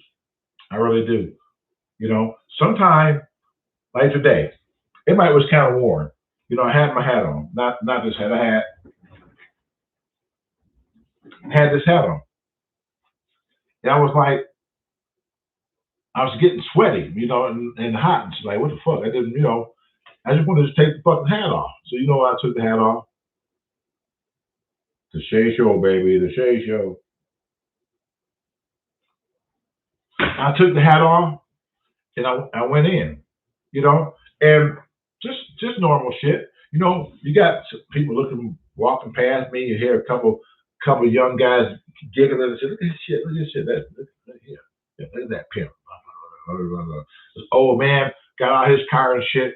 He was like, he said, "What's up, pimp?" Don't even fucking know me. I mean, like he was giving me a sign of fucking respect by saying like, "What up, pimp?" You know. And I'm saying to myself, you see how people perceive you a certain way. That's not who I am, but they perceive you to be that way just because the way you look, the way you wear your hair, because it's different. Who else in the fucking hood is doing this? Who else in the hood is fucking doing this? Nobody. And doing it the way I'm fucking doing it. So it's different. So when people see different, people have a tendency to be scared of things just out of their norm, which is normal for me. This shit is normal for me, but it's not normal for that person who sees something else. Well, who am I to tell this person or try to conform to who that person think I should be? Because that's what he called me. That's how he looked at me. That's how they looked at me. So now do I turn into Willie the pimp? Because that's what they perceive. It must be something. No, this is just me. Ain't got nothing to do with no pimp. I was having a fucking bad hair day. Was this? It's nothing more to it than that. Be you. Be you at all fucking times. I don't give a shit what somebody trying to tell you to do. Don't let somebody shit on your dreams. I'm telling you right now. I'm telling you right now. Don't let somebody shit on you. Don't let somebody tell you what you fucking can't do. Don't do that. If you got that dream and you got that goal, that's part of your fucking journey. And let nobody talk you out of that. Because misery loves company. People tell you things and do things sometimes. Nah, Pookie, that's a bad idea. I wouldn't do that. You hear them say that shit. Oh, I wouldn't do that if I was you. And they hope to get that shit in your fucking head that you won't fucking do it. They don't want you. You got people around you supposed to be your fucking friend, and they they want you to fucking fail, but they still call you their friend in the same fucking breath. They want you to fucking fail. A real friend don't want his friend to fucking fail. Even if you can't fucking do no better, let your friend go to his level, inspire me to try to follow my friend so we can do something together instead of me being here. I'm going to cheer this guy on. I'll get there. It might take me a little bit long, but I'll get there. But I'm going to encourage that person who's doing it. How many people do that? You allow us to be honest unless we're saying nothing really crazy. Yes. Thank you, Valerie. I mean, this is a place, I know it's YouTube. This is a place where I want people to come in here and be who they are. Barbara, stop. I want people to be who they are. Be real. So when you walk out of here, you'll get a funny story here and there, and you'll get some knowledge. And you'll be able to take that knowledge and you'll be able to apply it in your everyday fucking life. Especially if you're going through something right now. Especially if you got somebody trying to control you. I'm going back to the beginning. Especially if you got somebody who's trying to control your space from another space. Once you break the mental chains, the link, once you break it,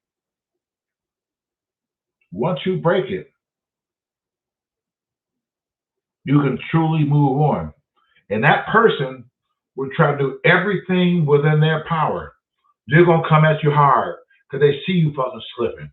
They see you getting your mind back.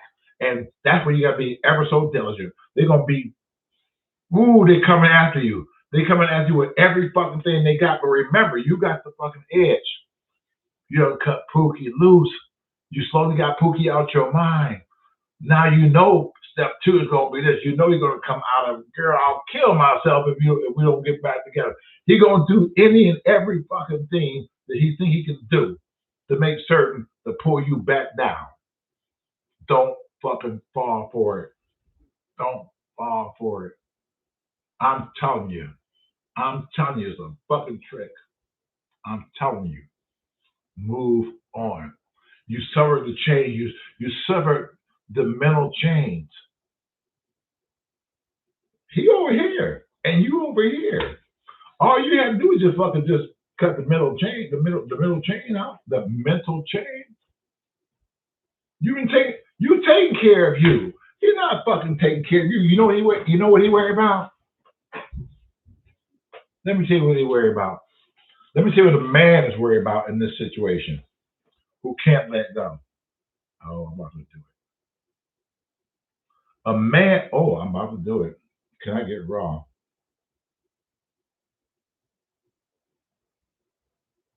Let me tell you why a man can't let go. You hear me? Well, DJ, I don't want to say it that way because I want to get raw because that's who I am. That's who I am. You know why? A man going through all that shit, because he don't want another man hitting his shit. It fucks him up in the mind to even imagine somebody else jumping up and down in his shit. Oh, it's sending that brother over the edge. He can't fucking deal with it. Because she done put the red snapper on him. Women got that thing, they can do that shit. They can put their hand behind their back and shit. You be down there and shit like, yeah, what's up? Who your daddy, right? All of a sudden, they got some type of contractual thing going in down there, and they got muscles that like do this shit, twist your shit around, and you sitting there like, whoa, oh, what the fuck? Ooh, girl, how do you do that? And see, we get caught up with that. See, when a woman do that kind of shit to you, I mean, the average man do go crazy if he don't know how to deal with that shit. I mean, when a woman put that fucking snapper on you, it's a wrap. He's just scared that somebody else getting this shit. Now he's sitting there wondering, let me tell you what this man is doing. He's just wondering, is he bigger than me? That's what he's thinking. Is he bigger than me? Do he go longer than me? Because I know she was satisfied with the 15 minutes I gave her. So, is he like doing past 15 minutes? Then he trying to visualize that shit. Then he grabs his head like, oh my God, I can't fucking take it. Because he imagined Pookie in this shit that he can't get no more. Oh, he knows she's getting it. Because she got a new attitude. She got a new walk and shit. When she walk and shit, her ass is like doing this shit. Her ass got this swag. Her ass got this swag, and he looking. That ass didn't have that swag when she was here. Now he really fucked up because he know that Pookie must be really doing something because her ass got the swag. And she walking funny. She never walked that fucking plane when she him, and that's fucking him up. He can't let go. And that's what it is. Ladies, you know that. I'm just being serious now. You know that. You know that a lot of these guys are fucking ripped. And they don't want to see you with another man when you break up. They don't want to see you. Just, I don't know. Not all men are like that. But I'm trying to help you understand, man. You know, I think it got to be some type of hormone that we're dealing with mentally that we can be so fucked up to worry about who another woman is fucking. And technically, we shouldn't be worried about that. We really shouldn't be worried about that. Man, I'm talking to you now. You shouldn't be worried. I know you're worried just for the moment because that's your girl. And you don't want to see somebody jumping out and jungle jumping in that ass. I get it. But what you fail to realize is this. She been jungle gym before she was either one of you. So you can't go back in the past and be jealous of somebody in the past that you never fucking knew, who might have even did it better than you. You can't take that shit to this fucking point. Just it is what it is. Just leave. Just go. If a woman don't fucking want you, be a man. That's what fucking being a man's about. Fucking just suck it up. Cause one thing I learned about a fucking woman, when a woman say fucking something, women say when they in that fucking heat of a fucking argument a lot of times, they say what they mean and they mean what the fuck they say.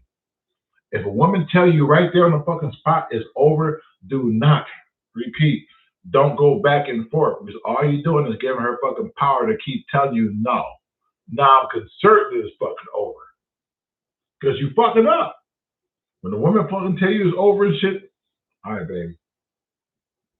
I don't get it. I don't understand, but now you want to go there. That's fine. And walk.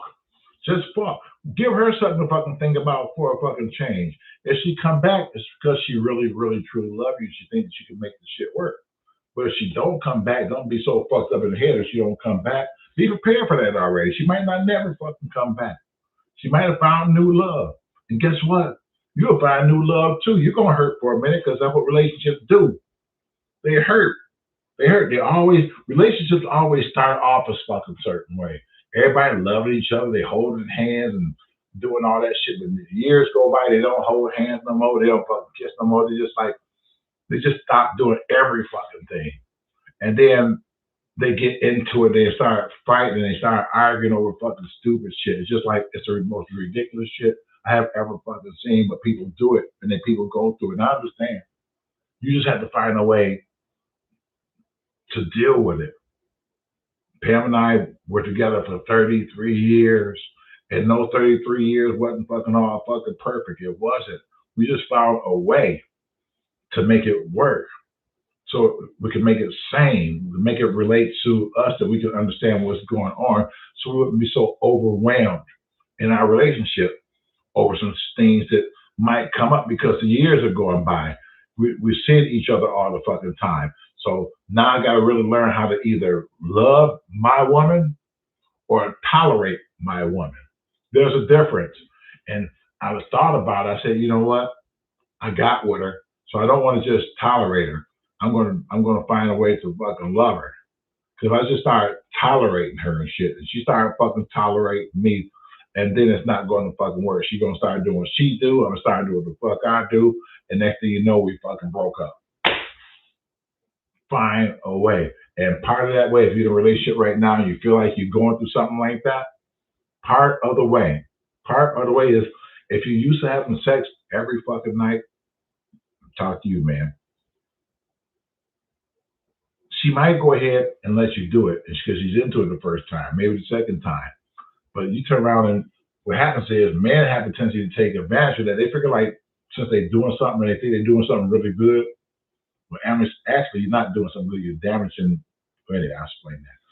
But you're damaging it because she only doing it because she's trying to please you. She don't want you to be mad. She's gonna lay here and she's gonna toot it up and she's gonna say, "All right, go ahead, do what you gotta do." Then you're gonna get fucking mad at some fucking point like you ain't into it. You fucking pookie. What are you talking about? Well, when I used to do it this way, shit, you always jump. You just laying there and shit. Well, I'm tired.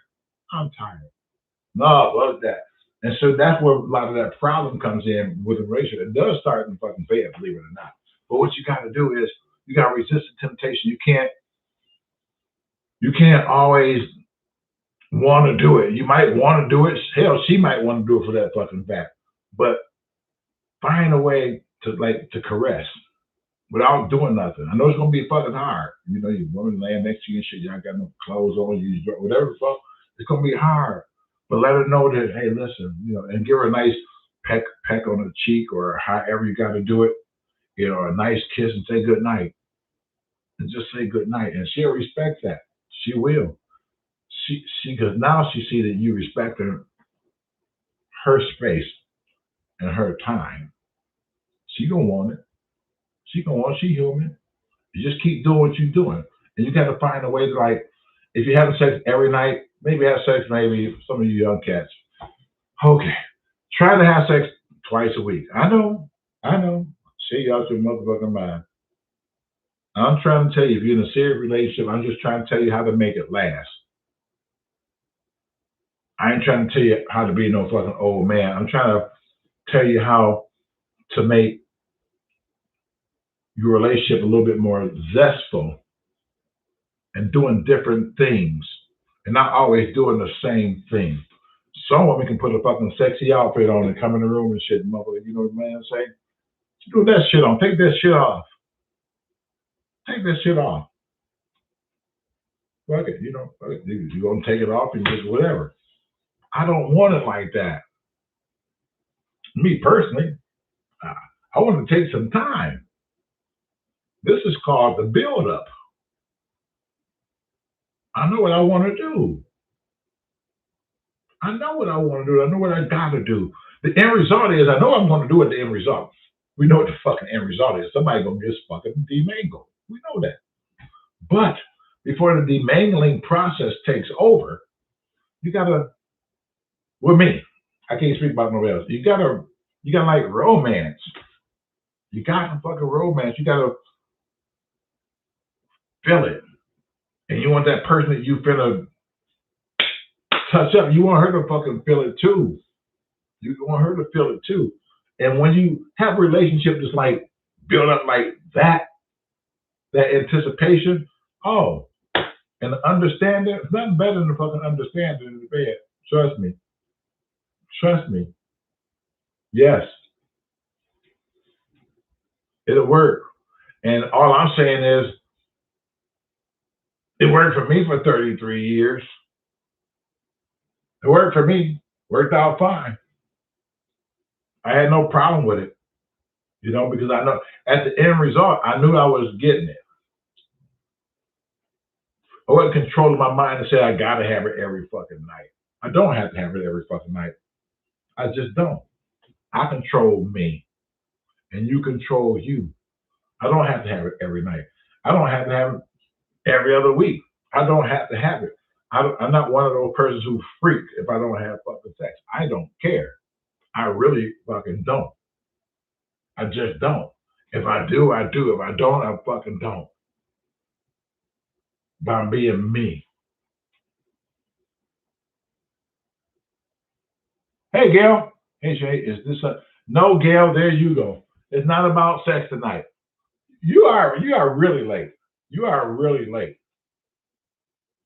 I'm talking about some real shit. I don't know how I got to this shit. We're talking about relationships, so no, it ain't about sex. You and Barbara Alexander, don't y'all start. I don't need two of y'all here. Because Gail like, hey, we talking about sex tonight? Shit. I got my red boots on and got my weed and shit. I'm ready to get ratchet. Come on with it. You ready, Barbara? Yeah, hell, girl, you know I'm ready. Yeah, once a week is good. The raw, y'all still talking about names. How about the real rawhide with Shay? You keep it real and raw all the time. Can't imagine how real the business is going to be, but it will be. Let me see the real raw ride with Shay.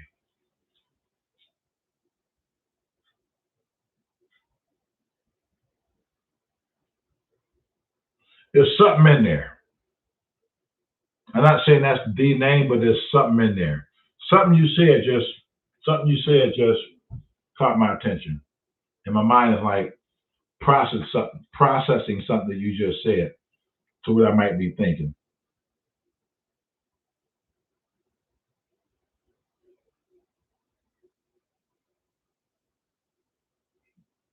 Yeah, I had to store away for right now. It's there.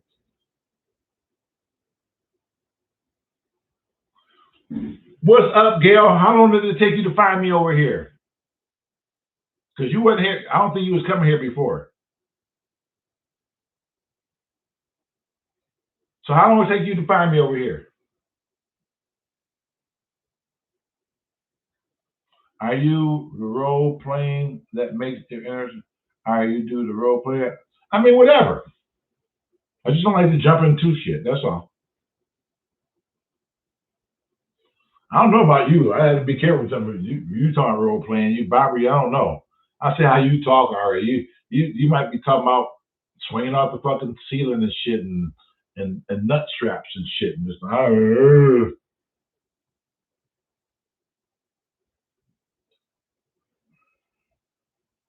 yes, it does, Valerie. It does. Gail, I'm talking to you. Are you still here? Because me and Gail go way back. Hello, Christopher. How are you?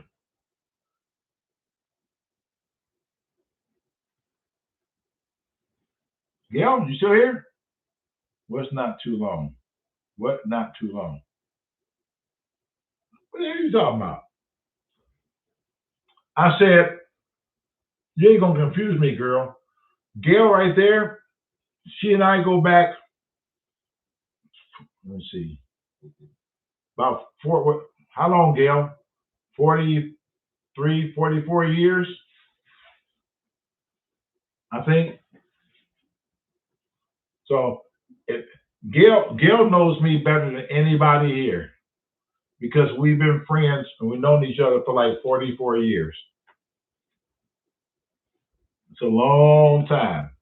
I think your daughter is 43 or 44.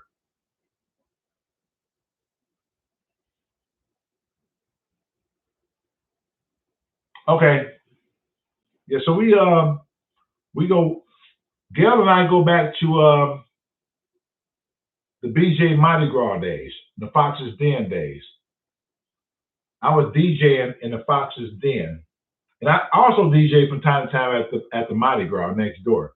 But most of my DJing was at the Fox's Den, and I didn't know Gail. I knew her brother at the time. Her brother Keith used to come into the bar all the time. Keith was one of the neighborhood locals, so everybody knew Keith, you know. And one day she came in. I think she came in the Mardi Gras with Keith. He said, "That's my sister Gail." And I said, "Gail, this Shay, blah blah blah." And we kind of been friends ever since. Ever since.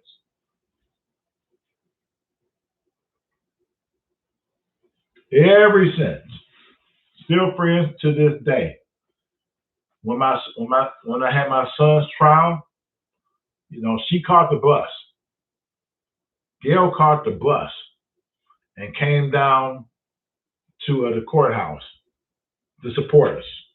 Came down, caught the bus. I don't know how many buses she caught to come to the trial, and I appreciated that, you know. And the court was over that day, and she get ready. Well, I'm gonna find out. I'm gonna get ready to get to my bus. And I said, "Shit, you ain't getting on no damn bus. I'm taking you home. I'm taking you home. Matter of fact, we all going out to get something to eat, and you coming too. And let you catch no damn bus home. I mean, no, you with me." We went to IHOP. We went to IHOP down on Jefferson. Anita Baker's Anita Baker's restaurant. IHOP. She owned that. They closed it down now. And we went there, and I forgot how many it was of us. It must have been, damn, I think it was about 10, 11 of us at IHOP, maybe 12. You know, so yeah, we had a good look. We had a good meal. We talked. You know, just like it was so much shit going on at that time. So much shit with that trial. There's so much. That trial was fucking. That trial was fucking draining. It really was. It's just like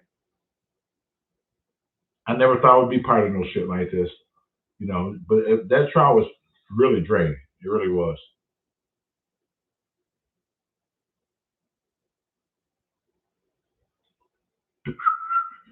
playing cards and dominoes, listening to good music, laughing, then dancing in the living room, cup of cocktails, and then start. I I hear you. I hear you, Connie. I hear you. I hear you. So yeah, we've been friends for a long time. A long time. So last time I seen her after that was the day I went over there. That's the last time I seen the young girl who had the baby. They called me for some fucking money. And no. They did call me for some money, but she got on me. Gail got on me because I kept telling her I was gonna give her, what was it, Gail, a hat or a t-shirt or what was it? Oh, that mask. She stayed on me about this mask, a kitten mask. And she stayed on me, and she started giving me a hard time on the internet, on Facebook. She's like going after me. Oh, so you get so and so a mask. You've been telling me for like 2 months that you're gonna give me a mask, blah blah blah. I said, it's not like that. I said, I ordered it, I'm waiting for it to come. I can't make it. It ain't got here yet. When it get here, don't do that to me. Don't do that to me. And so when I went, when the mask finally came, I called her ass. I said, listen, you at home? She said, yeah. I said, I got your mask, goddamn it. I'm coming straight over there. I said, what apartment is it? She said, C or D, whatever it was, building. I forgot what building it was. But I pulled back there. She said, I'll be down. I said, well, you make sure you come down because I got this damn mask. You ain't gonna talk no shit about me. I got your mask. Yeah, was it the cat mask? Yeah, the cat mask. Because she feeds a lot of cats. I think she's known. Did you say she's known as the cat woman in that neighborhood over there? There's a lot of cats you feed, like a whole bunch of cats you feed. They call you the cat lady. They're not show cats, but you go feed them all the time. And that's what she was on your way to do when I brought you that damn mask. So I thought about it. I said, damn, when you put that mask on your face, you're like a fucking cat. And she going over here to feed a whole bunch of cats. So I'm figuring like, are the cats gonna be fucked up when she come up there with a big old mask and shit looking like a cat in the face? Are the cats gonna be fucked up like, can we stand up and walk like that? So I'm just saying. Last time we seen each other was at the Jazz Park. I got a video after you left. Of course, you know that. Matter of fact, you was a part of the video. When me and Rick was walking back through the crowd and you came over, I was still recording. You can hear your voice. Yep. Documentary about me? I don't know. Just working on the book. Working. I don't find myself interested, to be totally honest with you. I'm only doing this shit because people have been pressing me about writing about a book. I ain't thought about writing. I ain't gonna even lie to you. I wouldn't think about writing no book. Writing a book was the furthest thing from my mind. The furthest thing from my mind. As far as I'm concerned, I'm just a dude on YouTube doing fucking videos. That's it. It's just like a lot of people been on me and on me and on me about writing the book, writing the book. And I just like, I said, that bullshit, man, are they serious? I mean, they want me to write a book about what? What do I talk about? You know? And I tell her Mandy, because Mandy supposed to be helping me write this book. I said, well, I don't know what to talk about, Mandy. I mean, why would somebody write a book about me just talking about nothing, really? She said, no, you're talking about something. You're interesting. She said, people gravitate towards you because of the way you talk and who you are and the way your life is exposed. People are interested in your life. And she said, you would sell a lot of books. You really would. Trust me. Trust me, you would sell a lot of books. And I was just like, I still disagreed and said, no, I wouldn't. But, but I just said, fuck it, I'll start writing. So I did start writing some shit. I did start writing some shit. So I remember everything. It's just when you're writing a book, you kind of got to remember where you are and what point of your life you are in the book. Because you don't want to be here and you are still back there and you're here, but you jump way to here. A book to me has to be in a sequence. I mean, just like the SHEA Show starting from beginning to now. It has to go like this. It has to evolve on its own, and it's still evolving in my mind. That's why it's going to be. If I got to write a book, it's going to be pretty deep. It's going to be real deep because I'm gonna search so deep in my fucking mind. Oh, I'm gonna search so deep in my mind. You don't even know. You have no idea.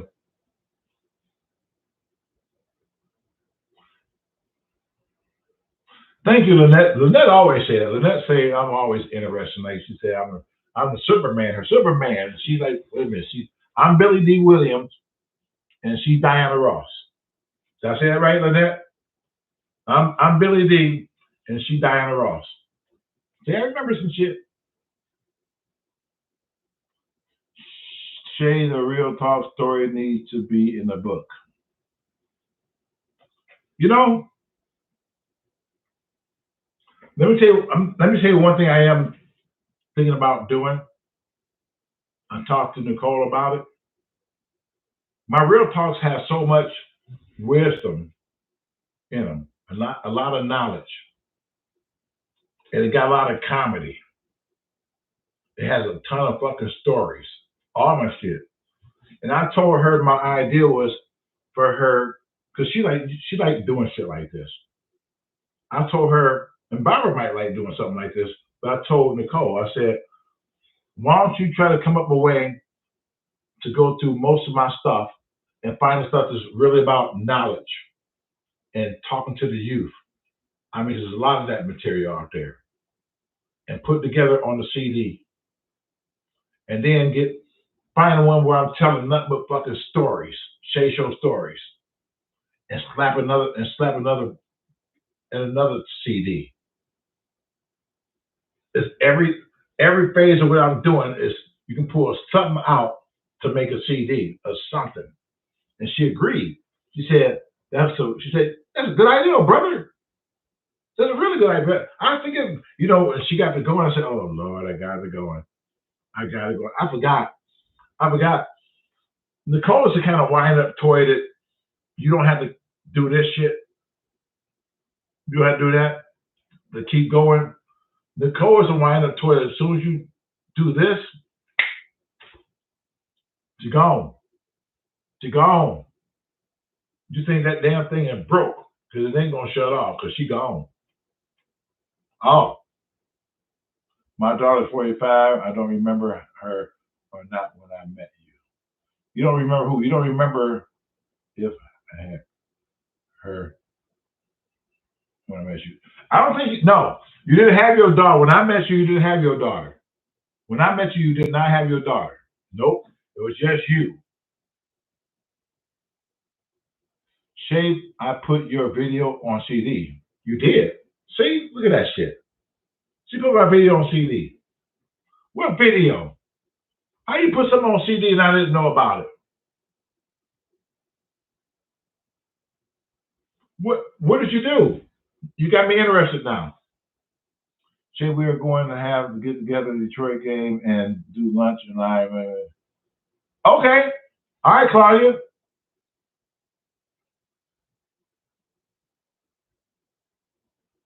Yeah, we can do that. I look forward to that. I'm sure we came to your house before, and it was kind of chilly that night. We sitting out in that damn backyard. In your backyard, we had little Brown was doing like trying to get the fire going. I mean, it was kind of chilly. It was kind of chilly, and I had kind of chilly. We was in the back and shit. I'm just wondering, like, I'm like, is somebody gonna say let's go in the house or because that fire ain't getting no warmer, Like, I'm sitting here like I'm trying, like I'm well, I got women out here. They ain't complaining. I said I'd rather not say shit. Like I'll just find a way. How you got all of our stuff on a CD? I got a lot of stuff. There's no way you get all. You mean you got them on multiple CDs? I got a lot of stuff. I got about 6,000 videos. You ain't got no 6,000 videos on no one CD.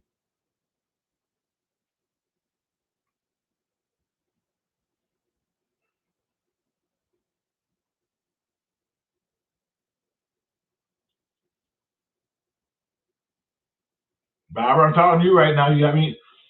I'm interested in you got a CD of some of my shit. I'm wasn't pulling. If I can I watch them. Listen, Barbara's on a new level. She got a lot of my videos on a DVD. And so if she rides somewhere in the car, she put a DVD in and she got the SHEA Show while she riding. You don't get no more dedicated than that. You are the fan of the century. You are. No, hands down.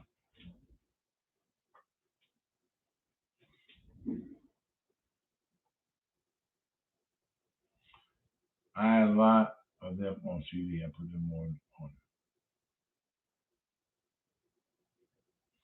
Well, you think Brother Man can get a copy? You think maybe I can get a copy of me? I'm just saying.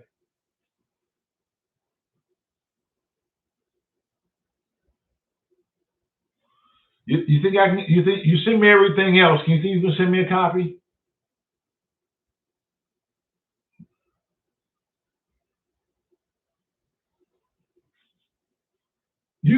You are tech savvy. I give it to you. I think you are tech savvy. You really are. I told you that before when you made me those cups. Dude just shot this young boy because dude knocked his chick. Then chick turned around and told him. See, that's how that works. DJ, that's how that works. That's how that works. I don't get caught up. If a woman want to fucking leave me, then fucking leave. I'm gonna fucking miss you. I truly am. I am, but I'm still on my fucking journey. Maybe you're just part of my fucking journey. Maybe you're just part of my journey. That's the way I gotta look at it. I can't look at it no other way. I can't. Thanks for your shows. You've been documenting your life through SHEA shows. You think so, Wayne? A SHEA Show movie? I'm having trouble just putting a fucking book together. You talking about a movie and shit. Like, who gonna play me? Denzel? I think not. Who would be a bet? That's a good question. What movie star would be best to play me? He could be white. What movie star do you think would be best to play me as far as the movie star's personality that you see? Who can play SHEA? This is gonna be good. This is gonna be good. Hold on. I'm gonna read now. Who the best actor to play SHEA in a movie? I'm just gonna sit here. Wait a minute. Well, I knew you were gonna say that.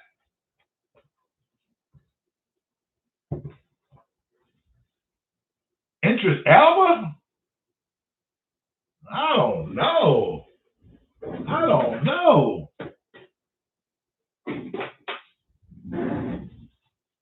No. Idris Elba? Really? You think he can play me? Oh my God.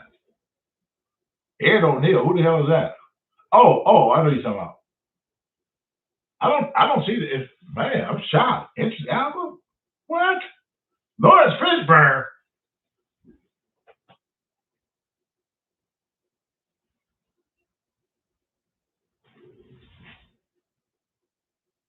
I don't know. I don't see Lawrence. Terrence Howard? Vin Diesel?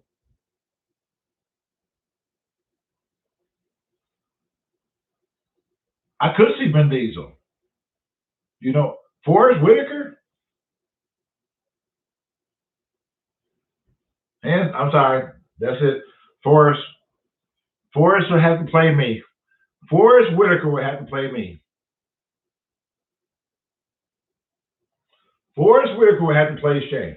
If anybody watched Godfather or Harlem, if y'all watch Godfather or Harlem on Epics, ooh, it's in season 2. I'm waiting on episode 11. Oh my God. Samuel Jackson? I don't know. I'm gonna have to stick with Forrest Whitaker. If you watch Godfather or Harlem, You'll see a lot. You'll see a lot of me. You'll see a lot of me. A lot of me in Forrest Whitaker in that. A lot. A lot. So if y'all don't want to talk about, please go watch Godfather of Harlem. You might have to start back at season 1. Stop back at season 1 and work your way to season 2. It's worth it. Trust me, it's fucking worth it. Then I don't know. Who? I can't play me. Somebody got to play me. Somebody famous got to play me. I can't play me. I would have to see how somebody can capture me. I would love to see how somebody would capture me. That'd be interesting for me to sit here and watch an actor portray me. That would be interesting because only I know who I am. So that person got to really make me fucking believe. Really make me believe. So Barbara, I'm not off you yet. I mean, I'm off of you. Don't go, Barbara, don't go nowhere. No. Send a CD. Send me a CD, please.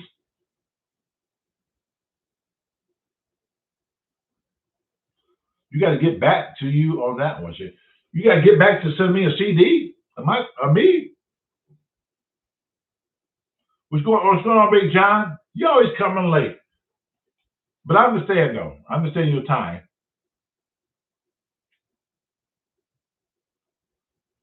It's just be interesting to see me and the CD. I mean, I got a CD, a DVD. I do. But I like to see what you put together.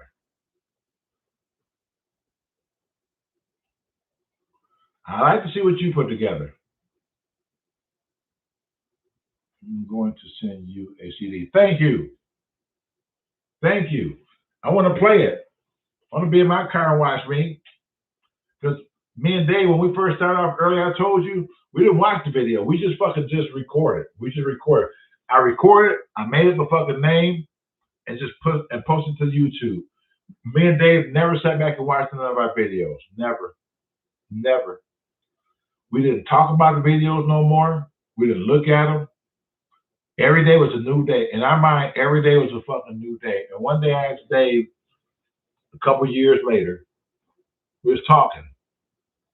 I said, you know, Dave, we don't watch our videos. He said, no, I know I don't. And I said, for the first time in like 2 years, I asked Dave, I said, good night. I said, why don't you watch the videos we do? He said, I don't want to change who I am. I don't want to watch videos and turn around and try to do or say something I said in the last video. That's not who I am. He said, you know me, Shea, I'm just unpredictable. You never know what I'm going to say and how I'm going to say it. So I just rather just not look. I don't want to be influenced by what I do. He said, why don't you watch you? He said, you do it in front of the camera. Why don't you watch you? I said, because I don't want to copy whatever it is I did in the last video. I don't want to say the fucking same thing. I don't want to sound repetitious. I just want to whatever comes out my mouth, Dave, I just want to just fucking say it and whatever comes to my mind, just say it. I don't want to reflect back on what I said previously because that's going to throw me all off. It's not going to make me who I am. It's not going to make me authentic at this point. So I'd rather not watch it. And that's why. And we both agreed why we didn't watch our videos. We both agreed. We didn't want to change who we was. We know we still have to move forward and just every day was a different day and a new day.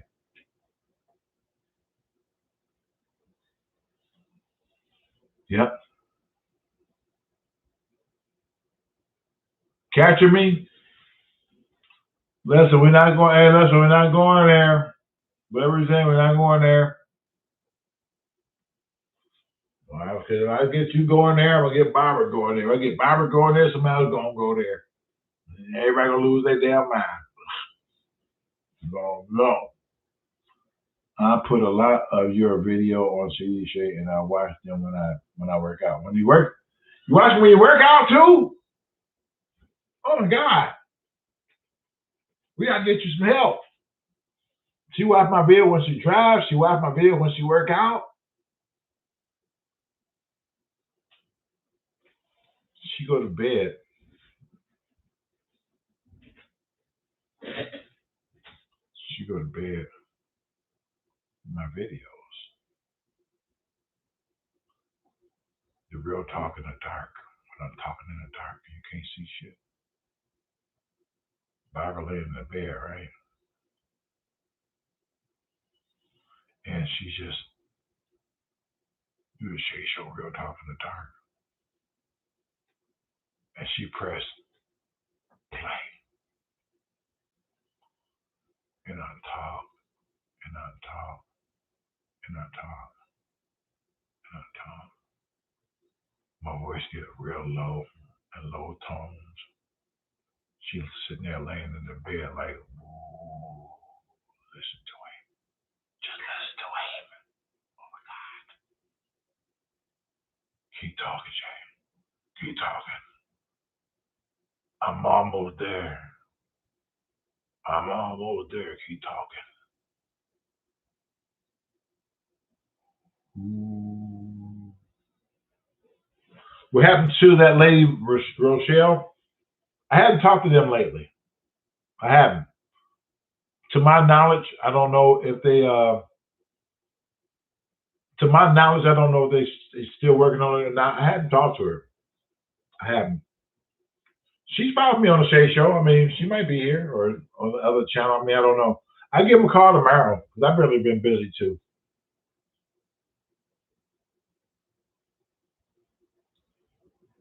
I'll be, so we'll see. I don't know.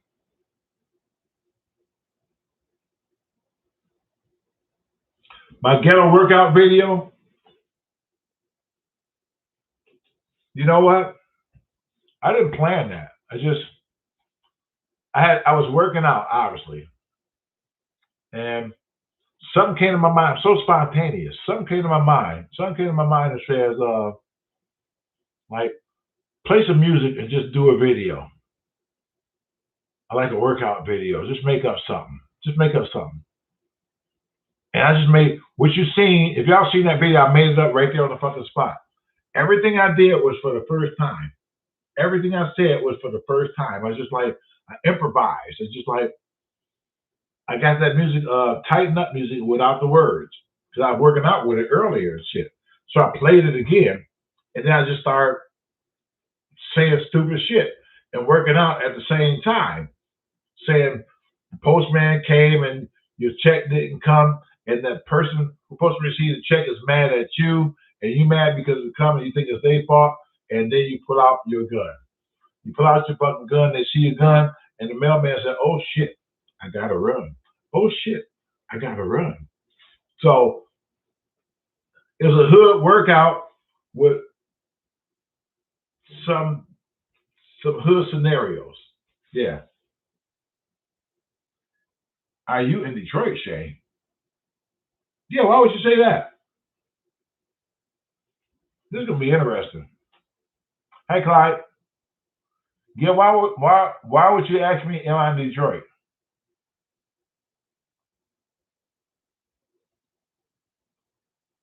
This is gonna be interesting. Shay, I know you sing, but what instrument do you play? And where are you with some of your favorite music groups? I do play. I don't really sing. I'm a karaoke singer. I'm gonna tell you right now, I'm a straight up fucking karaoke singer. I don't sing. I just like to have fun. With guitar, bass, a little bit of drums. I fuck with the keyboards a little bit, but nothing much. But I am a musician.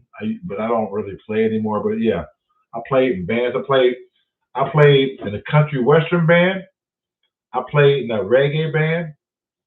I played in a semi like R&B band. I didn't really care about the R&B. I really didn't. It was just so repetitious. It was like the same shit. I didn't.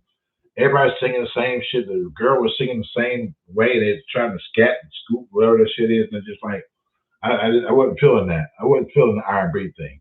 But the rock, the rock band, I played in a rock band, so I feel in rock because some of my favorite groups are like Deep Purple, Aerosmith, Led Zeppelin. Led Zeppelin House of the Holy album is like the all-time fucking favorite. Every song on the House of the Holy album is classic. Every fucking song, I'm telling you. And then when you get the Ocean, oh my god, oh my god, I played the band, played the shit out of Ocean when I played the rock band. We played the shit out of Ocean. We had our Marshall amplifiers. I mean, oh my god, we had some power driven behind it. We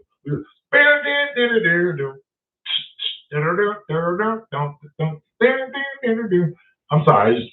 Anybody who know what I'm talking about on Ocean Led Zeppelin, then you know. Then you know. How long are you on tonight?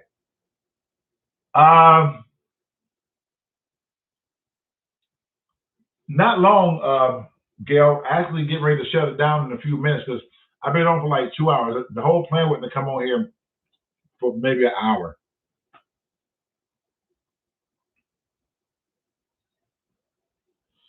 Let me tell you, I love it. My brother disagrees with me.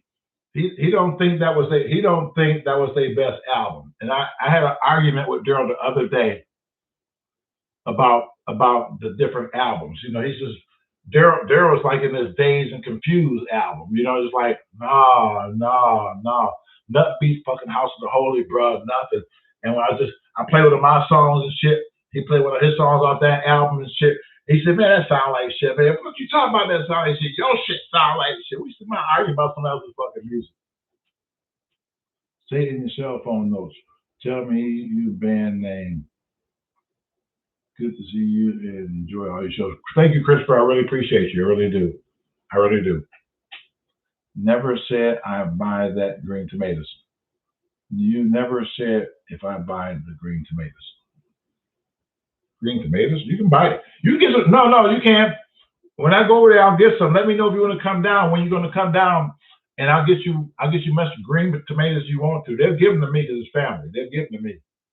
I know you Pontiac by way of Clarkston, so you ain't got far to travel. Who's older, you or Daryl? I am. I am.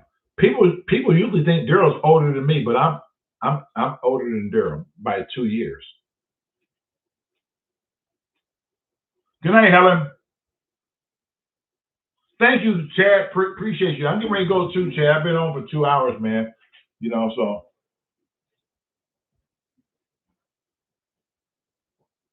you can come in. Yeah, listen, I'm going back over there probably in 2 weeks to check on those watermelons. So watermelons, all those watermelons in that video was pretty big. They still wasn't ripe yet. They still wasn't fucking ripe. I told my Uncle Willie, right? Daryl was sitting right next to me. I called my Uncle Willie. I see them big ass melons out there. I said, Uncle Willie, I said, those watermelons ready? He said, no, they're not ready yet. I said, big as those damn things is? He said, no, they're not ready yet. I said, is that, he said, I said, well, Daryl was saying, if it don't have a birthmark on there, then it's not ready. My uncle was a farmer. He's from Oklahoma. He said, he don't know. He said, just like that, he said, he don't know the fuck he talking about. He said, Daryl don't know what the fuck he talking about. Birthmark. He started laughing. He said, why would a birthmark be on a watermelon? You know, it's just, and Daryl was sitting right next to me and shit. And I was cracking up. Oh, I was cracking up.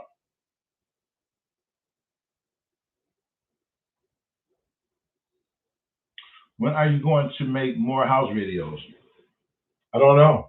I make some here and there. You gotta understand, since the virus came along, I told somebody this other day. The virus changed a lot of shit. A lot of investors have things like, and they're sitting on it right now. They don't want to do nothing. They don't want to spend no money right now to fix the places. So they just say, hold off. They so concerned about everybody else getting the virus and being on their property, somebody get virus and all this, just they're so concerned about that, and I appreciate their concern, but I can't do no more than what they let me do. So I still have things going on, but most of my shit is like behind the scenes. I don't have to always do a fucking video. I got a lot of work going on, a lot. I do a lot of fucking paperwork, a ton of fucking paperwork. Oh my God, you haven't. I deal with so much shit that you don't fucking see. It blow your mind. It blow your mind, and that keeps me busy. So every now and then, I I might do a random ride video or just a video walking down the street, just to kind of show you that that I'm still here, that I ain't went nowhere. So I think people would appreciate the fact that I do fucking show up, even though if I'm not doing a house video. At least say, hey, he's still here. We can still see him. We can still hear him. That's what I'm thinking.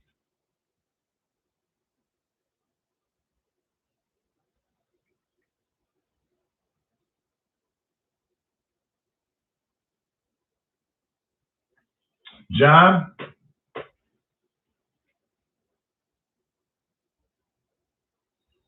it's gonna happen. The eviction videos are going to happen, and I got these damn tenants who are trying to play me right now. I said that before, and that's fine because in the end, I'm gonna fucking win.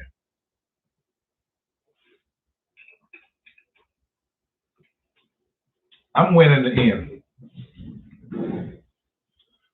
I don't have a tenant tell me what another tenant said about me sending them a notice in the whole 9 yards, and they wasn't gonna do shit. They wasn't going no motherfucking where because I can't put her out. She don't know that me and my tenant is tight. Me and my other tenant is tight. She gonna look out for me. She pays her fucking rent religiously, no matter fucking what. She might be a little late from time to time, but she pays her shit. She appreciates the roof over her head.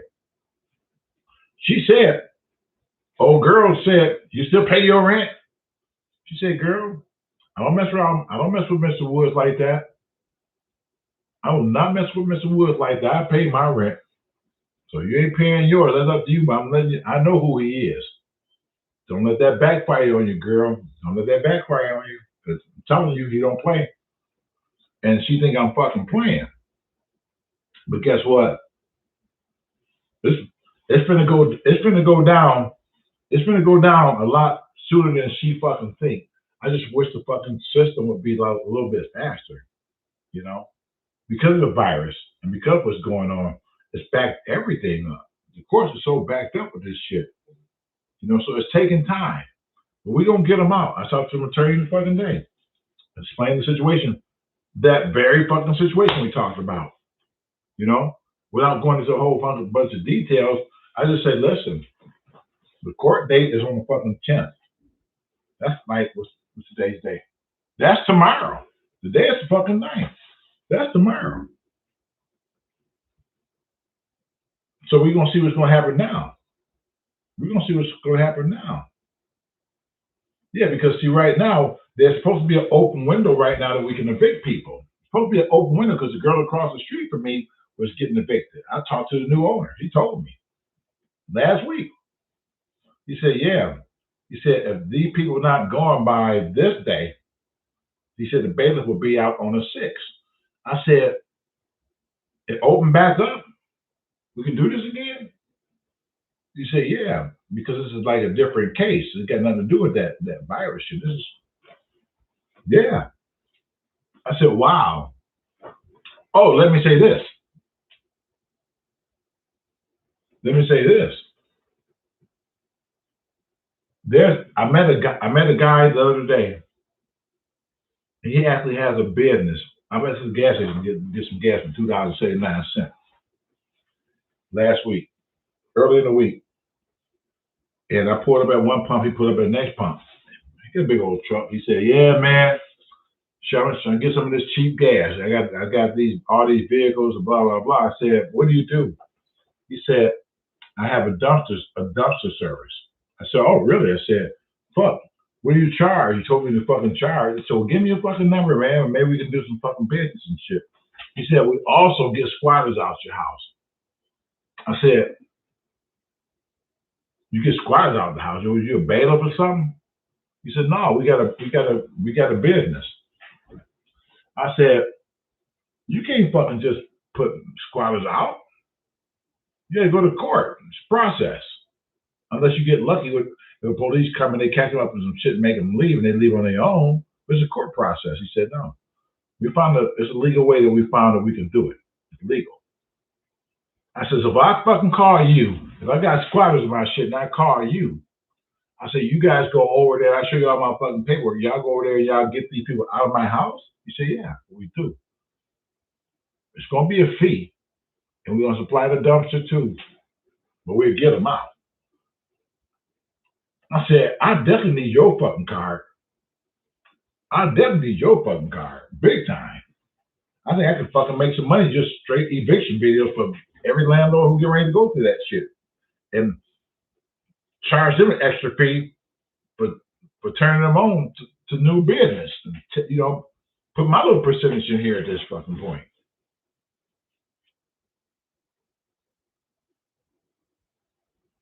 She about to make it do what it do. These tests. Trust me, John, I am. You watch. I tell people all the fucking time, I ain't fucking stupid. I just look like this. I am not fucking stupid. I just look like this. Don't get it twisted. That landlord who killed his tenant for not paying their rent. He wanted his rent money. I'm not justifying what he did. It's fed up. That shit obviously been going on for a long time. And they reached a boiling point with him. He just lost it. I get it. I've been there. Not the one to kill somebody. I mean, I was bad on some people. And there's some people I want to grab by the fucking neck. Believe me. Believe me. Oh my God, that one was grabbing us. Ooh, you don't even know some of the people want to grab by the fucking neck. Lord have mercy. I can see how he snapped. I can see. As being a landlord myself and dealing with this shit, I can see how he snapped. I know people watching right now saying, well, that didn't make no sense, and it doesn't. He should have did that. He shouldn't. But unless you in our line of business, people will fucking take you there. You just have to be really fucking strong not to go there. Because people will go there. They'll make you go there. They'll make you raise your fucking hands just so they can fucking sue you. They'll make you go there. So I get it. I understand. I really do. But it don't make it right. And now he got 2 tenants that's dead. And 9 times out of 10, he's gonna spend the rest of his fucking life in prison. Just because he didn't get his fucking rent money. Just because he didn't, now he's gonna lose his fucking house. He's gonna need a fucking attorney. You're gonna want a good attorney. He's not gonna get no public defender. He don't want that. So now what are you gonna have to do?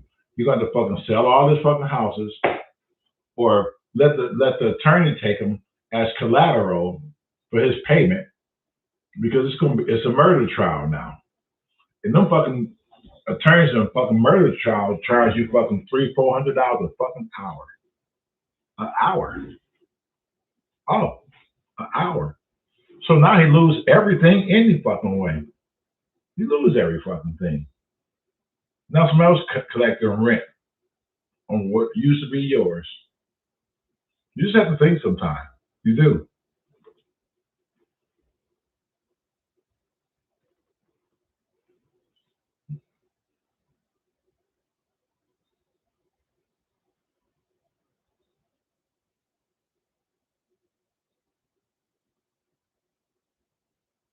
Yeah.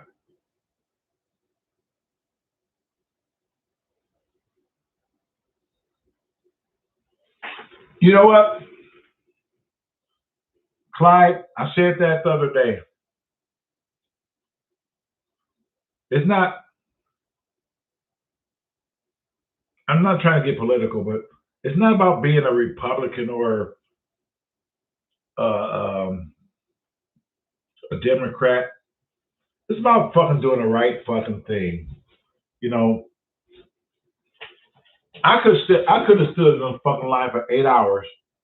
They give the government giving out these fucking 400, 400, $600, $700 bridge cards. Just give them away. As long as you can stand in the fucking line for 8 hours to get a fucking bridge card. Do you know how many fucking people there was probably in that line who didn't fucking need it? I could have stood that fucking line. I don't fucking need it. I could have stood that line easy and went out there and gave my fucking name and said it was like 5 people in my fucking household. And they gave me a fucking bridge card for $800, $900 fucking dollars and been on my motherfucking way. I don't have to take advantage of that, but so they're not really regulating that. So as long as a person is given something constantly, it got nothing to do with being a Republican or a fucking Democrat. It's just fucking human nature. When a person just constantly giving fucking something, you'll get that tendency not to want to do nothing. You'll get that tendency not to want to fucking do nothing. Nothing. Because somebody giving you shit. Somebody fucking handing you shit. Well, that don't have to be you, and it definitely don't have to be me. It's up to those people to decide, do I really want to do this? Don't really want to take advantage of this fucking system. Let me go back to work. There's so many fucking signs out here, especially like around the Detroit area and in Warren, right across 8 Mile. They got help. I have never seen so many help wanted signs ever in my fucking life. Last time I seen that many help wanted signs was back in the fucking 70s. This is the last time I seen that many help wanted signs was back in the fucking 70s. Where you can really get a job like that. Here it is again. People are hiring. Fucking White Castle's paying $15 an hour. Working at the Flip Burgers, $15 an hour. And nobody want to come and go back to work. Everybody got so fucking complacent because somebody giving them something. Because somebody giving them something and don't want to fucking do nothing. That's a mindset problem. That's a fucking mindset problem. That's a fucking greed problem. That's what that is. That's what that is. And that's what we got to fucking attack. We got to attack the fucking greed. We got to attack the fucking greed. If you're going to do shit for some people and shit, then you got to come up with tighter laws. It's okay if we're going to give somebody something because we're hurting right now, then that's fucking fine. But there's going to be people out there who don't need it, going to find a way to exploit it because you made it so fucking easy for like every fucking body. Everybody's fucked up. But the pandemic got everybody fucked up. So everybody's entitled to fucking free this and free that. No, you're not. If you're still working, if you're still working and you got a job, you work every day, then goddamn it, you still pay your fucking bills. You still pay your rent the way you're supposed to pay your rent before the pandemic came. Why are you gonna wait for somebody to come along and say, hey, you ain't gotta pay your shit till you fucking stop? It's gonna backfire on you at some fucking point. It really will. I got 3 tenants right now. 3 tenants right now. I just told Daryl send up them fucking 7-day notice now. I said, stop that shit. Don't send no more shit. Send them 30-day notice if we're done. I don't give a fuck. Sit on 30-day notice. Well, they still owe this. I don't give a fuck what they owe. By law, since they're gonna fucking use the law on us, we're gonna fucking use the same law they fucking put in place. By law, if we give somebody a 30-day notice, it simply says we don't want your money. We just want you to surrender our place.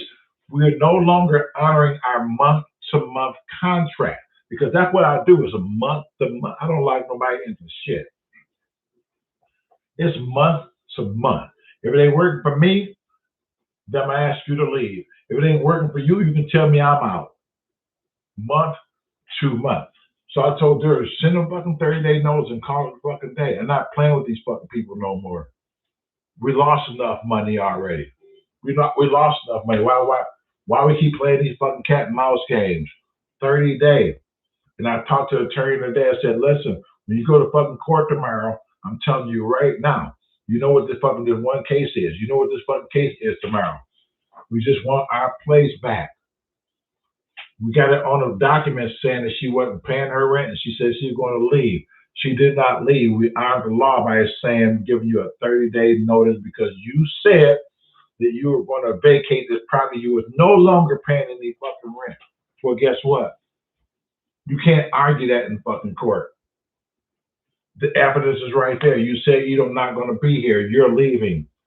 They gave you a 30-day notice to vacate. By law, you got to give her like fucking 10 days by law. See, this is going to backfire on a lot of people. And I'm one who don't like evictions. You know that. I don't like putting people out. I tell people you're going to put yourself out. But this is going to be one goddamn time. This is going to be one time I'm going to enjoy getting the camera going. I don't give a shit. Nobody think right now. I'm going to enjoy doing a camera, getting the camera. I'm going to be, shit. When Baylor get ready to start putting somebody out, watch. I'm going to start moonwalking all over the fucking place. I'm going to turn to Michael Jackson. Ooh, ooh. Oh, yeah.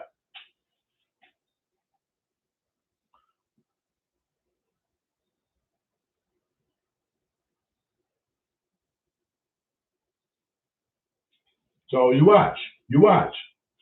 It's going down. It's going down. I tell these motherfuckers all the time, I'm going to have a last laugh. You laughing right now, but I'm going to have a last laugh. I guarantee you that. You know what? I'm not concerned about nobody being in the fucking street because a lot of these people are putting themselves there. I'm not putting you in the street. You put yourself in the street. You have the means and ability to pay. I'm talking to people right now who have the means and ability to pay. This girl who's playing that shit right now, she works 5 days a week. She go to work every fucking day. But she's using this as an excuse not to pay me. The way the law is set up. But it's getting ready to fucking change. And know what that person gonna do? You know what they're gonna do? They're gonna come around when they see that other notice say you gotta leave, and they like their shit already. They like the school that their kids, little Pookie, them going to, because now if you gotta leave, you got to put Pookie in another fucking school district. You didn't really want Pookie to go to that school district. That's why he ended up over here, because you like this school district over here, so Pookie can be better off at this school. But now because you fucked yourself, you're gonna go back and take Pookie back to the district you didn't want to fucking be. And why? Because you don't want to pay your rent.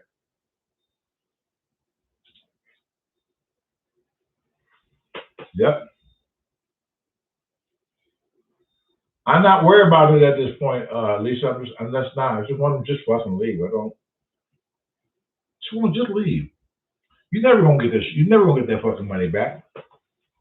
You're not. You're not. If a person get a month behind on rent and not saving no money, they can't turn around and double up. If you pay them several $100s a fucking month, and you just fuck off like fuck you and don't play for the second month, you got $1,400 you got to play with. You got $1,400 you got to play with. You go buy the new Jordans now. You can go out and buy some more expensive shit that you always fucking wanted. Now you're in month 3. You had $2,100. You got $2,100 to the good. Do whatever the fuck you want to do with it. Whatever you want to do. Now you got 4 months. Now you got $2,800 to do whatever it is you got to do. Now you think when the judgment comes down, you think that person gonna turn around and give you $2,800 cash that they had already and did something else with? No, they're not. You take the loss. If you're gonna get in this business, you just take the loss right now. Just bite the bullet, take the loss, and just know and say it is what it is. If you're gonna be in this real estate game, this is part of it. This is part of it. You're gonna make some money, and damn it, you're gonna lose some money.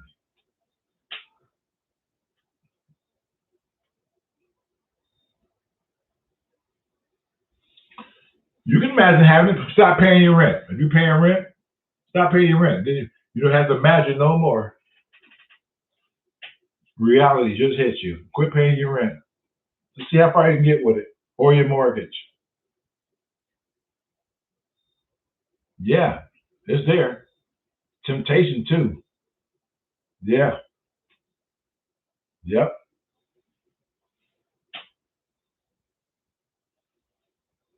Quit paying you. You learn what it is. If you ain't never had $2,800 extra dollars in your fucking pocket and you're renting $700, stop paying your rent for fucking 4 months. You'll find out what it is to have $2,800. But know there's gonna be some consequences that's gonna come with that $2,800 too. Because you're gonna lose in the end.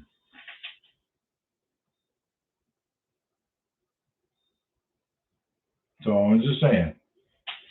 I can't get no more real than that.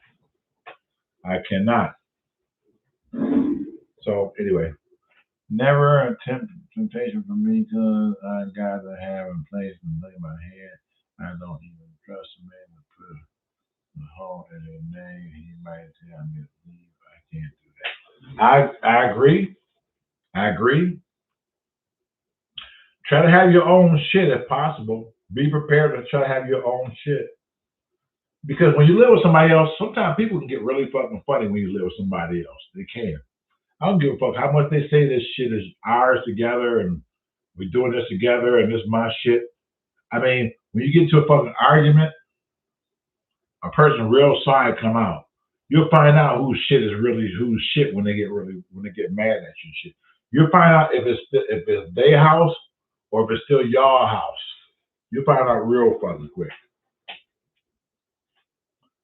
Hey Amanda, what's going on? Amanda been following me for a long time. Amanda is in right outside of Australia. Is Amanda? Don't say nothing. Tasmania. Amanda is in Tasmania. Right?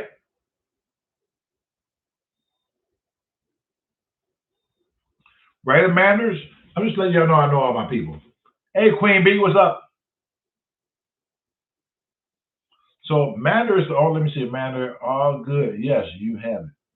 I know who you are. I talked to you on the phone.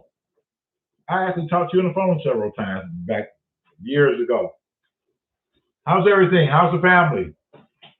How's Australia by way of how's Tasmania by way of Australia? I know it's hot. Matter of fact, you're 12 hours ahead of me right now. Matt, I think you're 12 hours ahead of me. A lot of fatherless children out here. A lot. We'll talk about that next time we come on too. A lot. So what I'm gonna do, I'm gonna shut this down because I'm tired. You see, I didn't really do nothing to my hair.